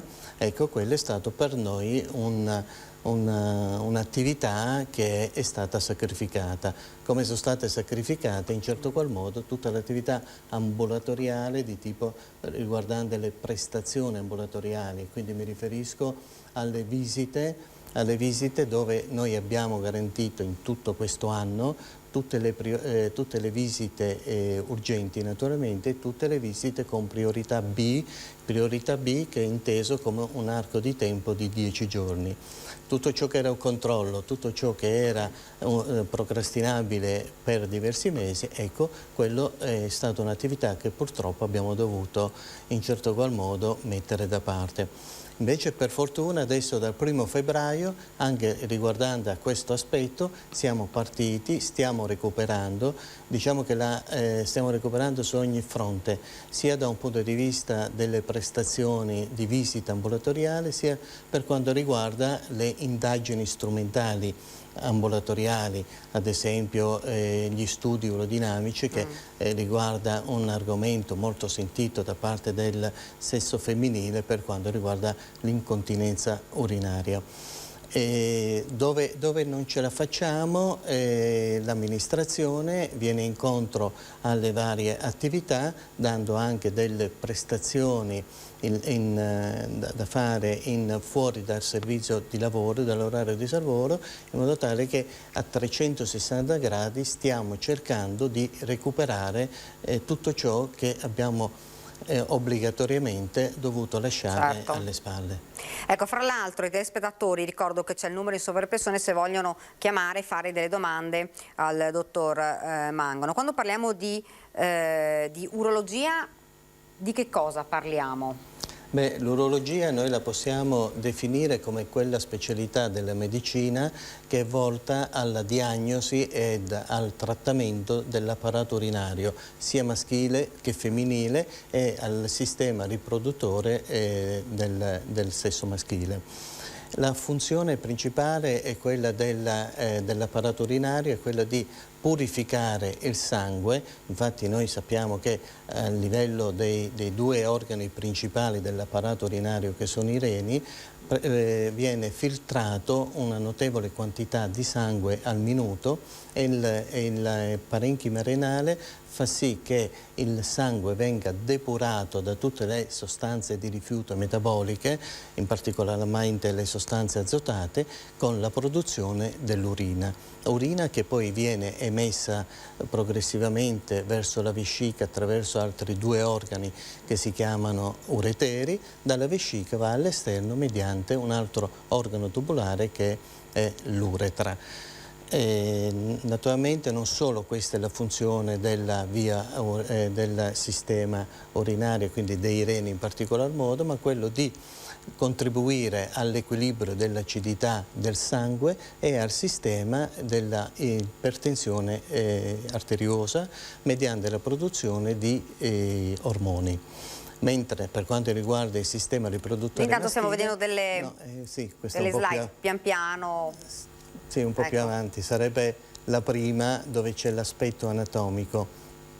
Naturalmente tutti questi organi che abbiamo citato sono soggetti a delle patologie, delle malattie che possono essere malattie di tipo infiammatorio, malformativo, oncologico, sia benigno che maligno, e una patologia molto frequente nella popolazione industrializzata è quella che riguarda la formazione di calcoli, cosiddetti sassolini, quindi la calcolosi urinaria. Ecco, sia femminile che maschile. Sia femminile che maschile, diciamo che fra i 2 sessi la frequenza è un rapporto 2-1, cioè 2 uomini e una donna. Quindi è maggiormente maschile, dice. Sì, c'è un rapporto maggiore per l'uomo. Questo è una patologia che dobbiamo tenerla molto in considerazione. Perché? Perché a livello di Italia abbiamo una frequenza del 5-10%, a livello mondiale abbiamo una frequenza che può arrivare al 20%, mentre nei paesi in via di sviluppo la percentuale è intorno al 5%. Quali sono le cause? Le cause noi possiamo definire dei fattori cosiddetti intrinseci, che riguardano la familiarità, l'ereditarietà, l'obesità, e in questo caso specifico dell'obesità è maggiore frequente nel sesso femminile. Possono anche intervenire malattie infiammatorie croniche dell'intestino per una questione di riassorbimento e anche per delle infiammazioni a carattere del parenchima renale. Oppure ci sono dei fattori cosiddetti estrinseci che dipende da tutto ciò che ci circonda, quindi il clima, un clima caldo dà più predisposizione alla calcolosi, un lavoro, l'attività lavorativa in ambiente sempre chiuso, quindi per una questione di caldo anche questo, oppure diete sbagliate, cioè diete ricche di sali, come può essere una ipernutrizione da formaggi, da latticini. Quindi anche gli alimenti possono intervenire, specialmente su una predisposizione familiare o genetica, oppure, e questo riguarda tantissimo le donne, il discorso dell'introito idropinico, cioè della quantità di acqua che noi urologi consigliamo costantemente a tutti i pazienti. Purtroppo le donne bevono assolutamente. È la cosa più difficile a cui noi possiamo raggiungere come obiettivo, far bere le donne. Ecco, abbiamo una telefonata. Buongiorno. Buongiorno. Non sentiamo. Buongiorno. Buongiorno. Buongiorno, sono la signora Peresinotto Maria. Buongiorno. Volevo. È da sempre che ho un problema. Non la sentiamo più? Abbiamo problemi con la telefonata. Un problema di perdita di urina. Quando mi serve, se non vado subito in bagno, me la faccio addosso. E volevo sapere se adesso ho sentito che ci sono anche degli interventi per questo. Le faccio subito rispondere, dottor Mangano. Allora bisogna definire cosa si intende, poi in che situazione si intende questa perdita di urina, perché la perdita di urina può essere o essenzialmente di tipo da sforzo, oppure per un'urgenza, oppure le cosiddette forme miste. In ogni caso la valutazione è una valutazione innanzitutto dal punto di vista clinico, quindi sarebbe meglio che lei, se non l'ha già fatto, ma sicuramente forse l'avrà già fatto, fare una visita di tipo uroginecologico. Dopodiché, in base a questa distinzione che ho fatto poco fa, la terapia sarà, nel caso dell'incontinenza da sforzo, sarà di tipo chirurgico, e qui l'innovazione a cui la trasmissione ha un particolare riguardo è abbiamo degli interventi mini invasivi, mettendo delle piccole fettucce, piccole retine attraverso transvaginali che possono risolvere il problema. Se il problema invece riguarda prettamente una manifestazione da urgenza, quindi uno non riesce a trovare il water dove appunto espletare i propri bisogni, allora a quel punto ci sono delle terapie farmacologiche a cui si può fare riferimento. È da valutare da un punto di vista appunto di distinzione di cause, e quindi una bella visita urologica. Ecco, quindi insomma il consiglio della signora ovviamente, perché poi c'è da caso a caso, insomma, di fare una visita per capire che tipo di incontinenza urinaria c'è. Grazie. Grazie. Prego, signora, grazie a lei. Ci fermiamo per una piccola pausa pubblicitaria e poi torniamo di nuovo in studio e torneremo a parlare proprio del fatto che è difficile convincere le donne a bere l'acqua. Pubblicità.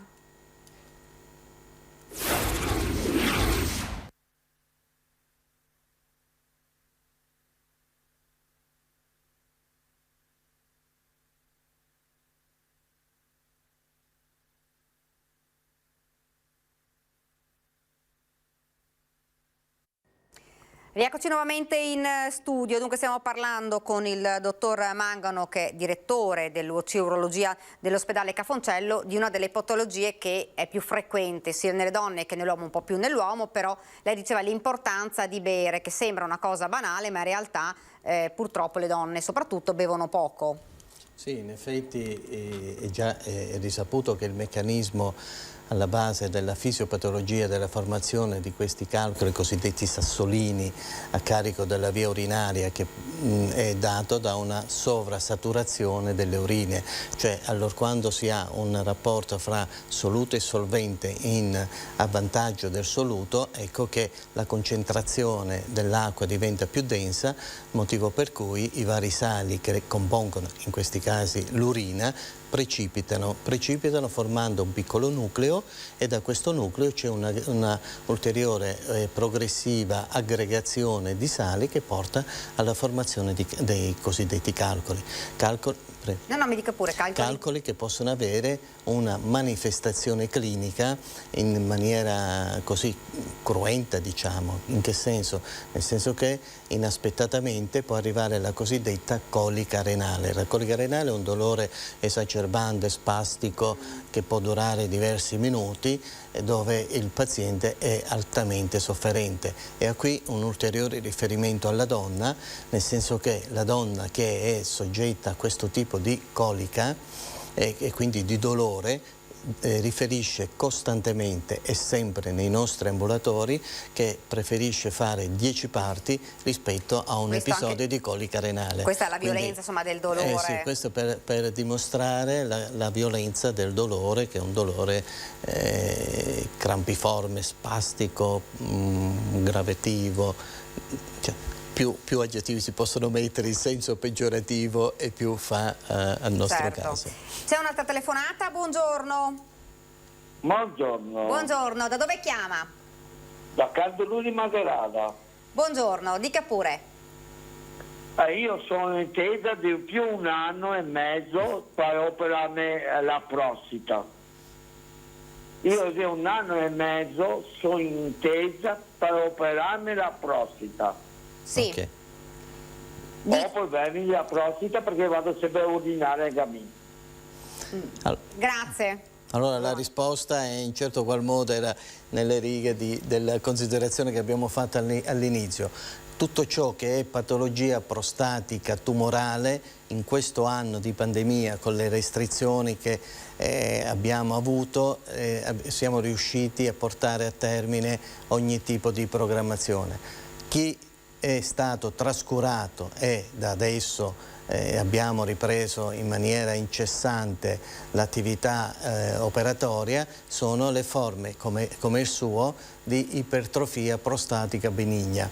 È la patologia più comune nelle persone dai 60 anni, 50-60 anni in su, e sappiamo benissimo che in questo campo siamo un po' indietro e stiamo cercando costantemente con parsimonia nel lavoro a recuperare il tempo che fino adesso ci è mancato, non per colpa nostra ma per gli ovvi motivi che sappiamo tutti quanti, quindi stia tranquillo che la chiameremo. Ecco, ricordiamo che piano piano adesso, con ovviamente i giorni, le settimane, perché le liste d'attesa non solo per quanto riguarda urologia ma un po' per quanto riguarda tutti i reparti dell'ospedale erano lunghe, quindi piano piano verranno ricontattate le persone che avevano già una data e che hanno dovuto slittare proprio a causa della pandemia, verranno ricontattati e pian piano insomma queste liste che adesso sono lunghe torneranno insomma ad essere...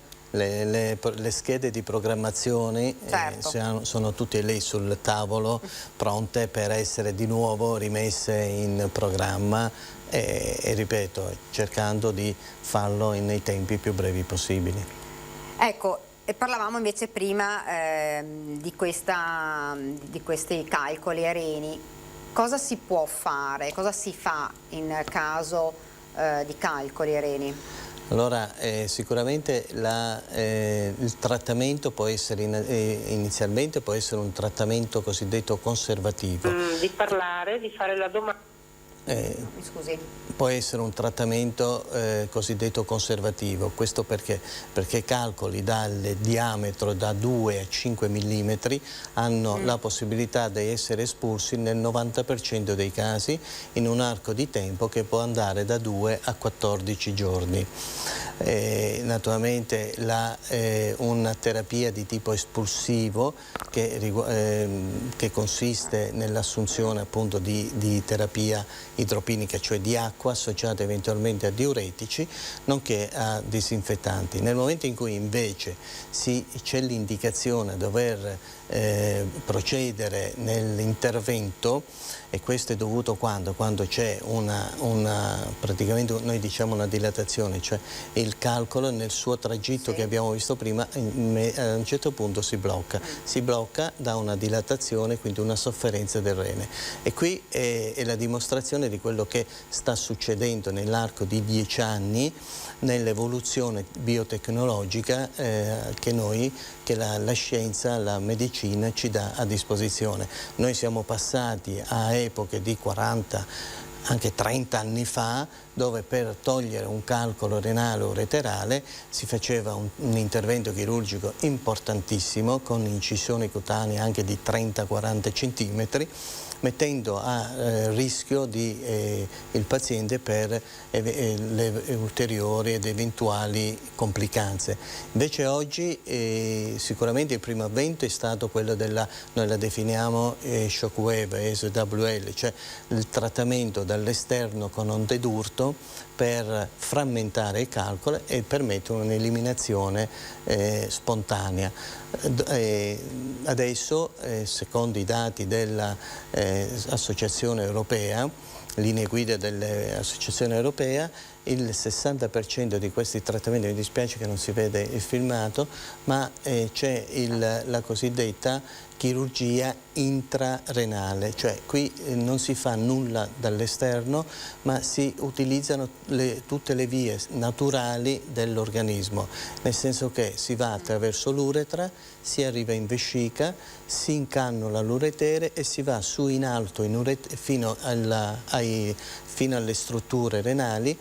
Lì con dei strumenti flessibili si individua con una telecamerina posta alla punta dello strumento flessibile, All'interno di questa si individua i calcoli, all'interno di questa sonda si fa proseguire la fibra laser dà la frantumazione dei calcoli, si estrae la fibra laser, si introduce un ulteriore filo guida, noi diciamo, che alla punta si allarga e dà come una specie di cestello che praticamente va a pescare nella pelvi, nelle strutture renali, i frammenti dei calcoli portandoli via all'esterno. È una manovra che dura 40 minuti con una ospedalizzazione di 24 rischi bassissimi, infatti l'ospedalizzazione è di 24-36 mesi e con una ripresa lavorativa dopo 3-4 giorni.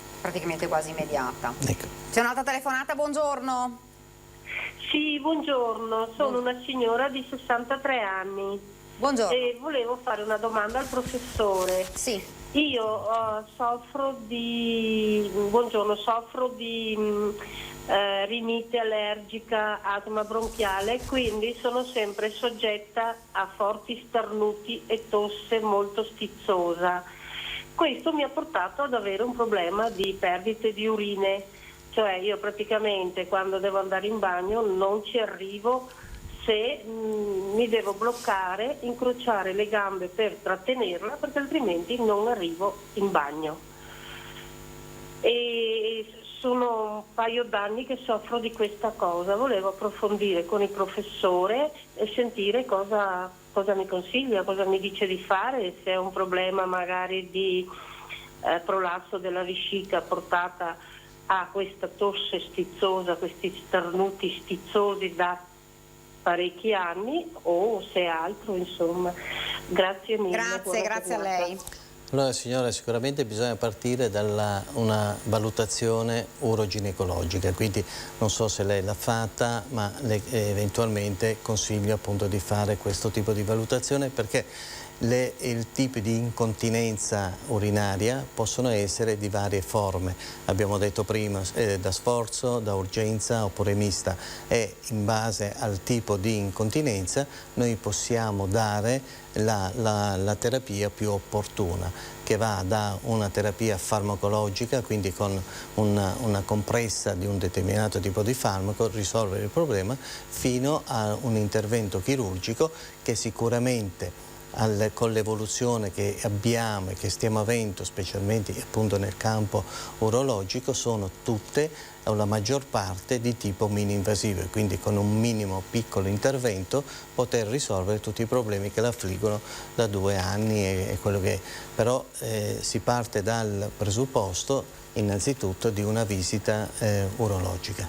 Ecco, fra l'altro ho visto che un po' in queste chiamate questa è una delle problematiche che un po' affligge le persone, più che altro le donne, da una certa età in poi, oppure è una cosa che può capitare comunque anche alle persone più giovani? Beh, sicuramente ci sono dei fattori che possono dare più predisposizione all'incontinenza urinaria femminile, che va dalla gravidanza, la post-gravidanza, la menopausa e post-menopausa, quindi ci sono delle situazioni. È chiaro che escluse le patologie che riguardano malattie neurologiche e quindi tipo sclerosi multipla, qualcosa del genere, che può intervenire sul discorso della sensibilità o meno della vescica.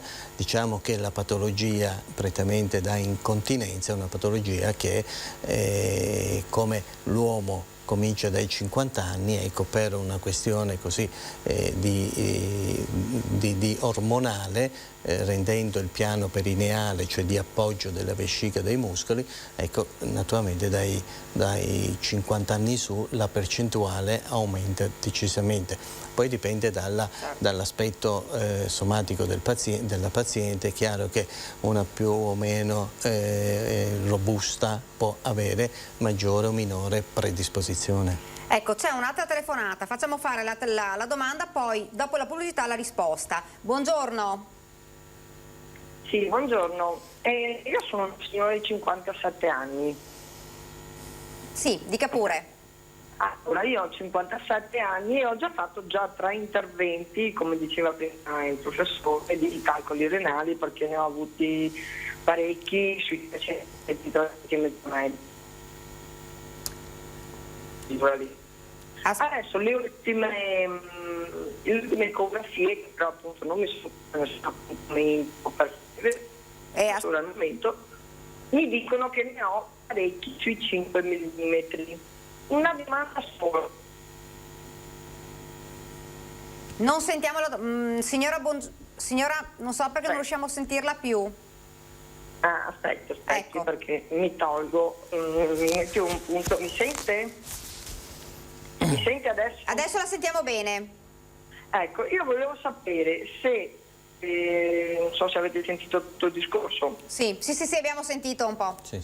Ecco, io volevo sapere se adesso che mi hanno detto che ne ho ancora parecchi di 5 mm, sono tutti quanti su questa misura, se si possono attaccare, unire o rimangono sempre staccati, che uno riesce a sperderli senza tanta fatica, insomma. Grazie. Grazie a se lei. è breve la risposta possiamo rispondere subito. Sì, allora quando la calcolosi, se è un episodio isolato, va bene, la si considera come atto unico e quindi si risolve o con l'espulsione o col trattamento a cui facevo riferimento prima, bene. Se invece la calcolosi nel momento in cui uno viene, noi diciamo, pulita completamente, poi magari dopo 2 o 3 anni o anche meno, si ripresenta, ecco, è imperativo fare un cosiddetto studio metabolico, cioè c'è una valutazione dei vari sali che compongono appunto la formazione, che determinano la formazione dei calcoli, nonché poi anche da un punto di vista ormonale, il paratormone, che è un ormone che viene prodotto, che può predisporre, per cui ecco, quando c'è una recidiva della calcolosi sarebbe opportuno fare una valutazione cosiddetta metabolica che prevede anche i vari dosaggi degli ormonali deputati alla regolazione del calcio. Ci fermiamo per un'altra pausa, piccola pausa pubblicitaria.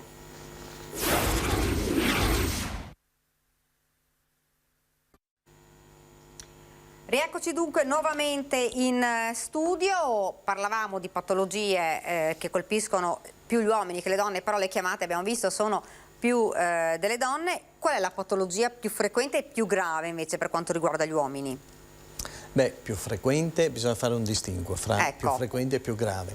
Più frequente è sicuramente l'ipertrofia prostatica benigna, è quello che praticamente ha una frequenza negli uomini che se ci sono degli studi, se praticamente a 80 anni, se ci fosse un'età media di 80 anni, tutti gli uomini avrebbero l'ipertrofia prostatica benigna, che è una patologia di ingrossamento della ghiandola prostatica che nel suo ingrossamento determina un'ostruzione del passaggio dell'urina dalla vescica verso l'uretra e quindi verso l'esterno.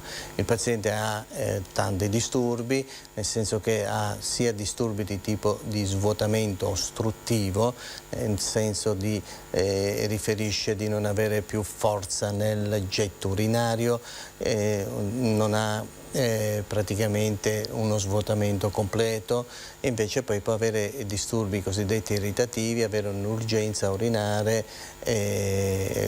pressoché e pollachiure, noi lo diciamo, cioè frequenza che aumenta sempre di più nella menzione.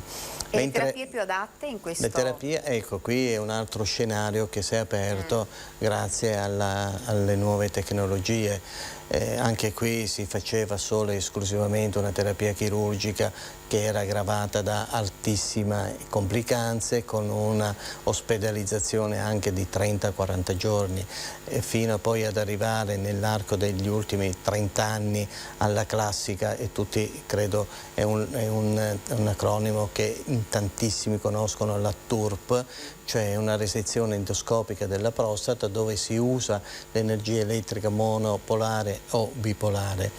A questi poi ultimamente, ecco, questa stata l'evoluzione biotecnologica che l'urologia sta sfruttando, ed è quella del laser. Abbiamo il laser ad olmio, il laser a tullio, è una distinzione fra della lunghezza d'onda e della trasmissione delle onde, e questa ha portato a far sì che l'attività chirurgica possa essere un'attività chirurgica mini-invasiva. E invece è proiettato ancora più nel futuro. Ho portato un filmato, era quello della idroablazione con laser ad acqua, cioè acqua beam, cosiddetta acqua beam.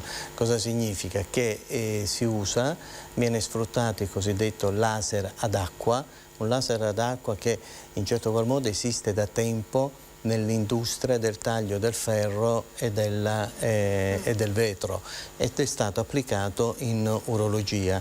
Questo permette cosa? Una maggiore rapidità nell'esecuzione dell'intervento chirurgico. Infatti la durata media rispetto alla TURP, che dura 3/4 d'ora, anche un'ora, questo in 3-5 minuti si riesce a fare l'intervento chirurgico. Naturalmente tutto in cosa si trasforma? Si trasforma in una maggiore ripresa funzionale da parte del paziente e un ulteriore abbassamento dei tempi di ricovero del paziente. E di recupero probabilmente. E di recupero, nettamente di recupero. All'orizzonte c'è un'altra tecnica che si chiama Rezum, che praticamente sembrerebbe che possa essere una procedura, quella della resezione della prostata, di tipo ambulatoriale. Addirittura. Cioè, perché qui viene iniettato del vapore acqueo, praticamente si va attraverso l'uretra, si trovano i 2 lobi prostatici, si inietta vapore acqueo che nell'arco di 30 giorni, 40 giorni, col paziente a domicilio, fa l'effetto necrotizzante sulle cellule prostatiche. Così crea questa galleria che dà la pervietà del passaggio dell'urina dalla vescica verso l'esterno. Passi da gigante. Enormi. Cioè, io sono figlio professionalmente di un mio maestro, che è il professor Anselmo, che praticamente a volte sarebbe bello prenderlo e fargli fare un giro nel suo reparto, in quello che è stato il suo reparto e che ha costruito, e che sicuramente rimarrebbe un po' allibito di quello che viene fatto oggi rispetto a quello che si faceva nel passato. Ecco, che età colpisce questo? Allora, sicuramente l'età media è dopo i 50 anni. Dopo i 50 anni, perché dopo i 50 anni comincia a esserci un'alterazione di quello che è l'equilibrio ormonale fra estrogeni ed androgeni a vantaggio dei primi, degli estrogeni, motivo per cui essendoci meno androgeni, i recettori per gli androgeni a livello delle cellule prostatiche rimangono libere, lì arriva il testosterone e dà questa ipertrofia. Allo stesso tempo l'estrogeno dà di per sé l'ipertrofia per cui assistiamo al meccanismo fisiopatologico dell'ipertrofia prostatica benigna. Ecco, una delle domande che ci fanno molti telespettatori anche in queste case dicono: ma c'è bisogno di fare magari dei controlli dopo una certa età, oppure solo in caso Beh, sicuramente noi consigliamo sempre al paziente di fare un primo controllo, perlomeno il suo primo controllo a 50 anni, cominciare a pensare a fare un controllo urologico, anche perché... Questo vale sia per le donne che per l'uomo, o in questo momento solo per quanto riguarda... Sicuramente l'argomento è essenzialmente di sesso maschile, certo, maschile, per cui consigliamo poi la prevenzione, quello che riguarda la prevenzione su ogni tipo di patologie del nostro sistema dell'apparato urinario. È consigliabile farlo a chiunque. Dopo, naturalmente, più si va avanti e più il rischio e la tendenza a formare delle patologie, specialmente di tipo oncologico, predispone un consiglio di fare dei controlli. che controllo può essere di tipo ecografico, e nel caso specifico noi molte volte ad esempio facciamo un'ecografia per l'ipertrofia prostatica per vedere se il paziente svuota di più, di meno, completamente o meno la vescica, e ci sono dei riscontri occasionali di tumori renali ad esempio. Allora lì il paziente viene sottoposto subito, viene preso in carico, partiva per un problema e si risolve a doverne trovare, affrontare uno decisamente più importante. Ecco, parlavamo quindi delle patologie più frequenti, invece quelle più gravi le stava... Ecco, quelle più gravi sicuramente l'aspetto oncologico. Certo. L'aspetto oncologico allora a quel punto non è solo, ecco, se vogliamo settorializzare per il sesso maschile, il tumore prostatico è quello che più frequentemente ne è soggetto, ma sicuramente quelle più gravi riguardano sia il sesso maschile che femminile e quello dei tumori che possono interessare l'intero asse urinario, che parte dal tumore renale a finire al tumore dell'uretra, passando per l'uretere, passando per la vescica, passando poi per la prostata nell'uomo, passando per il pene, tumori del pene, ne vediamo ancora oggi. Ecco, una piccola puntualizzazione: questo è rivolto esclusivamente ed essenzialmente ai giovani, ai ragazzi. Purtroppo io dico purtroppo perché io ho fatto il militare, è stata una bella esperienza, oramai è un po' di tempo fa, però noi facevamo la visita militare. Certo. E lì al militare c'erano tanti riscontri di tumori testicolari. Tumori testicolari che appunto è una patologia essenzialmente giovane, per cui un invito ai giovani che non hanno più, io dico, la fortuna di poter essere sottoposti a questo tipo di valutazione, a volte occasionalmente farsi l'autopalpazione come nella donna. Ecco, per il seno, certo. Ecco, l'uomo è completamente diverso dalla donna, cioè la prevenzione l'uomo la conosce molto ma molto meno della anche donna. Un po' le donne, purtroppo, anche se la cultura in questo momento della prevenzione, dell'autopalpazione, sì, però la donna è molto più sensibile, più attenta, per cui ecco, questo è un invito specialmente per i giovani ad autopalparsi a livello testicolare, perché è un riscontro di un nodulo, potrebbe essere il segno di un qualcosa che va immediatamente affrontato.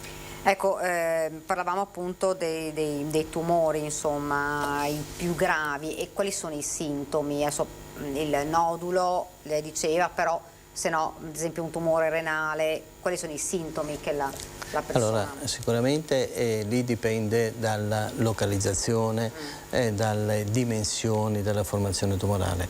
Il sintomo che può dare, il paziente può lamentare una dolenzia al fianco, e quello è il pretesto per dire vado a farmi un accertamento. L'accertamento di base è l'ecografia addominale. Un dolore? Un dolore, ecco, inteso come dolore, oppure la presenza, la manifestazione di sangue nelle urine, allora quello può essere un campanello d'allarme o un segno clinico a dire vado a farmi vedere, quindi vado dall'urologo, oppure vado dal medico di famiglia che ne prescrive gli accertamenti preposti, che di base come primo livello è l'ecografia. Questi sono sostanzialmente le manifestazioni a cui possiamo fare riferimento della presenza di un tumore. Ecco, in questo caso invece che cosa quali sono le tecniche più usate, anche se ovviamente... Allora, anche lì per fortuna noi abbiamo avuto come reparto di urologia di Treviso la fortuna che a livello amministrativo ci hanno dotati della macchina la più innovativa e la più tecnologicamente più avanzata dal punto di vista di mini invasività, che è il robot Da Vinci. Noi abbiamo per fortuna anche l'ultima versione, la cosiddetta XI, e questo dà un approccio chirurgico per la risoluzione di problemi di tipo oncologico e non solo, che riguardano tutte, ecco, questa è la nostra casistica. Noi ci siamo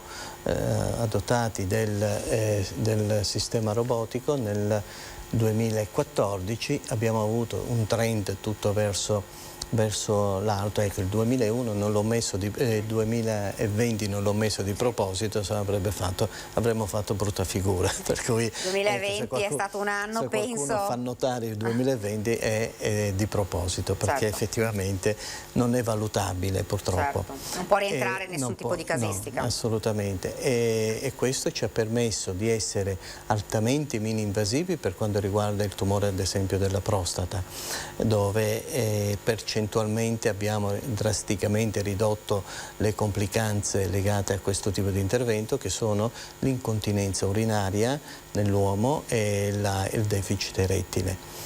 Mentre per quanto riguarda gli approcci da un punto di vista oncologico, noi riusciamo a fare degli interventi conservativi anche di neoformazione, che una volta si toglieva direttamente il rene. Con questo sistema riusciamo ad arrivare ai limiti di una conservazione di un organo con una completa pulizia cosiddetta oncologica. Ci fermiamo, vedo la pubblicità per qualche istante, poi ritorniamo in studio per l'ultima parte di questa diretta.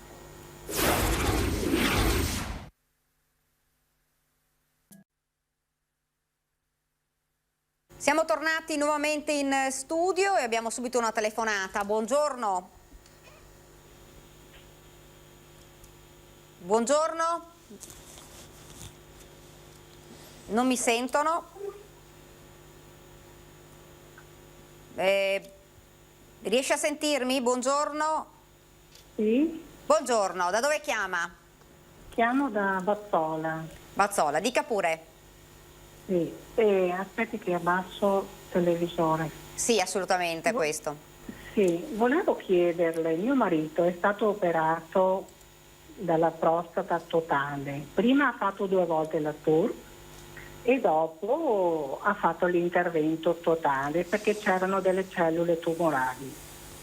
Hanno pulito bene, hanno detto, però ha dovuto fare anche la radioterapia. Nel frattempo lui è incontinente. C'è un rimedio oppure no per questo? È già passato un anno, però lui è sempre uguale, sempre incontinente. La notte la riesce a fare nel vaso perché è lì vicino, però durante il giorno col peso, con la gravità del corpo, esce da sola e lui è molto depresso in questo. Grazie signora. Grazie.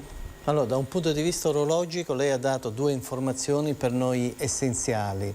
Uno, che è passato un anno dall'intervento, quindi vuol dire che la situazione oramai è questa, è stabilizzata e quindi la situazione è definitiva da affrontare. 2, che ci dice che la perdita notturna è assente, cioè lei, il suo marito, riesce ad alzarsi dal letto, andare al vaso e quindi farla. Questo è una cosiddetta incontinenza urinaria di tipo medio, non lieve medio. È chiaro che poi ognuno la vive in maniera particolare, anche poche gocce, però le posso garantire un'incontinenza di tipo media. Questo perché fa veramente una distinzione fra quello che può essere un tipo di intervento rispetto a un altro. Se avesse perso anche di notte, noi saremmo stati costretti, quindi la possibilità di operare c'è, di risolvere c'è, però in questo caso, nella perdita notturna, saremmo stati costretti a posizionare a suo marito un cosiddetto sfintere artificiale. È una di quelle diapositive che prima è apparso, è un sistema un po' che praticamente richiede una certa collaborazione anche nel post da parte di suo marito, mentre nell'incontinenza a cui lei fa riferimento praticamente è sufficiente anche qui un intervento mini-invasivo dove noi facciamo una piccola incisione nel perineo, eccolo qui, questo è lo sfintere artificiale, c'è una cuffia, un serbatoio, una pompetta che chiude e la cuffia praticamente viene messa a livello dell'uretra che la chiude, mentre nel caso di suo marito è sufficiente mettere una cosiddetta sling, che si chiamano, una maca che va a supportare l'uretra e quindi prevenire e risolvere il problema dell'incontinenza. Comunque se lei viene in ospedale sicuramente troveremo una soluzione per suo marito. Un'altra delle problematiche che affligge proprio il sesso ovviamente maschile è quella legata alla perdita negli anni della capacità di ottenere l'erezione. In questo caso cosa si può fare? Allora, se fosse possibile l'ultima diapositiva, ecco, se riusciamo a mettere la regia l'ultima diapositiva. Eccola qui. Anche qui fa parte, è bella vederla perché fa parte appunto di queste innovazioni. L'uomo, diciamo che con l'età può avere una perdita, quindi fare riferimento a quelli che sono i deficit erettili, però bisogna vedere le cause che possono richiedere una semplice terapia farmacologica e quindi fare la farmacoterapia e risolvere il problema. Mentre in pazienti con malattie metaboliche come il diabete, ad esempio, in particolar modo, oppure conseguenti all'intervento chirurgico di prostatectomia radicale, dove ancora, mentre a cielo aperto classicamente con la laparoscopia le percentuali sono del 70-80%, nel robot li abbiamo abbassate, però non sono a zero, cioè siamo ancora al 40% dei pazienti affetti da questo tipo di deficit. Naturalmente anche in questo tipo di paziente si può partire con la farmacoterapia, si può proseguire meglio con delle punture a livello del pene, con dei farmaci, e fino ad arrivare a quello che vedete nella diapositiva, la posizione di una protesi peniena. Questa è l'evoluzione di protesi che c'erano in passato, si chiama tricomponente, è fatta da 2 cilindri che vengono praticamente posizionati a livello dei corpi cavernosi, una pompetta che viene messa a livello della borsa scrotale e un serbatoio che viene messo sopra in alto nella sintesi pubica. Assicuro che da un punto di vista estetico, con l'impianto disattivato, non si vede assolutamente nulla, quindi tutte quelle inibizioni che, lo dico perché c'erano delle grosse inibizioni da parte dell'uomo, specialmente l'estate, che andava in spiaggia in costume da bagno con le pre-riempite, esteticamente non faceva bene, mentre queste praticamente non hanno, siccome sono morbidissime, non hanno nessun tipo di visione. È chiaro che poi al tatto ha la consistenza, cioè abbiamo questi elementi esterni, però è una risoluzione che è perfetta e ai pazienti a cui abbiamo messo e continuiamo a mettere questo tipo di sistemi sono soddisfatti. C'è un'altra telefonata, buongiorno. Sì, buongiorno. Senta signora, io sto seguendo la trasmissione, volevo fare una domanda al professore. Certo. Allora, guardi, io nel 2017 sono stato operato, mi hanno asportato la vescica e la prostata in seguito a una riscontranza di un tumore, era scritto infiltrante. Però io ho cominciato a vedere i primi sintomi con delle perdite di sangue nelle urine. Io ho fatto varie visite all'urologo, ho fatto diverse cistoscopie, ho fatto delle TAC e praticamente mi dicevano sempre che non è niente di preoccupante. Il fatto sta che alla fine, dopo 3 anni, mi è stato diagnosticato un carcinoma infiltrante, insomma, ecco, mi hanno ricostruito la neovescica, mi hanno asportato la prostata e sono ancora qua praticamente, ecco, però come mai dopo 3 anni non sono riusciti a diagnosticare questa cosa molto seria, insomma, ecco. Grazie. Grazie a lei. Allora, la manifestazione clinica dei tumori vescicali ha come prima osservazione è nel 90% di tipo benigno, è solo una piccola fetta che come prima manifestazione è di tipo infiltrante. Di quel 90% però negli anni un 20% può evolvere verso una forma maligna, noi diciamo infiltrante, come giustamente diceva il Signore. Questo perché? Perché è proprio nella biologia del tumore uroteliale, della vescica. E faceva dei riferimenti a delle cistoscopie per non lasciare appunto al caso la possibilità o l'eventualità di una degenerazione del tumore che partiva da benigno e si è sviluppato poi in maligno. Noi facciamo periodicamente, sottoponiamo il paziente a delle cistoscopie, perché sappiamo che anche se la prima volta è stata un tumore, abbiamo fatto la diagnosi di tumore ma di tipo benigno, poi abbiamo fatto delle ulteriori cistoscopie magari negative, sappiamo che però dopo 2 anni ci può essere una ripresentazione del tumore, ma una ripresentazione del tumore di tipo maligno. Cioè è l'evoluzione naturale di alcune forme che inizialmente si presentano di tipo benigno, che possono invece evolvere in tipo maligno. Non mi stupisco, è chiaro che il paziente rimane come se era sconvolto, però io credo che abbia avuto le sue giustificazioni e spiegazioni, ma è l'evoluzione naturale che alcune forme di benigni possono evolvere in tipo maligno. Quindi ci riagganciamo a quello detto prima, che insomma vale la pena che ai sintomi, i primi sintomi, poi... Ecco, quello che si diceva prima, no? Dolore e l'ematuria, in particolar modo l'ematuria appunto perché il primo segno era stato il sangue nelle urine. Ed è quello appunto di rivolgersi immediatamente a degli specialisti perché insomma, come diceva lei, poi da una cosa che è benigna può trasformarsi, purtroppo come è accaduto al nostro telespettatore, poi in una cosa ben più grave. Fortunatamente il Signore insomma è andata bene, nel senso speriamo che continui così. Ecco, stiamo quasi per chiudere e in sintesi, se dovesse dare un consiglio sia agli uomini sia alle donne, anche se poi le patologie maggiori sono per gli uomini, che cosa direbbe? Beh, sicuramente la prevenzione è uno dei punti fermi di quello che è il buon vivere. Certo. Cercare e sapere che per le varie fasce d'età ci si può incorrere in un certo tipo di patologia, è obbligatorio fare quelle che sono le visite che noi consigliamo. Dopo i 50 anni nell'uomo, visita urologica, non abbiamo affrontato quello del tumore della prostata, il PSA. Nella donna, se c'è una componente di tipo dell'incontinenza, farsi vedere dal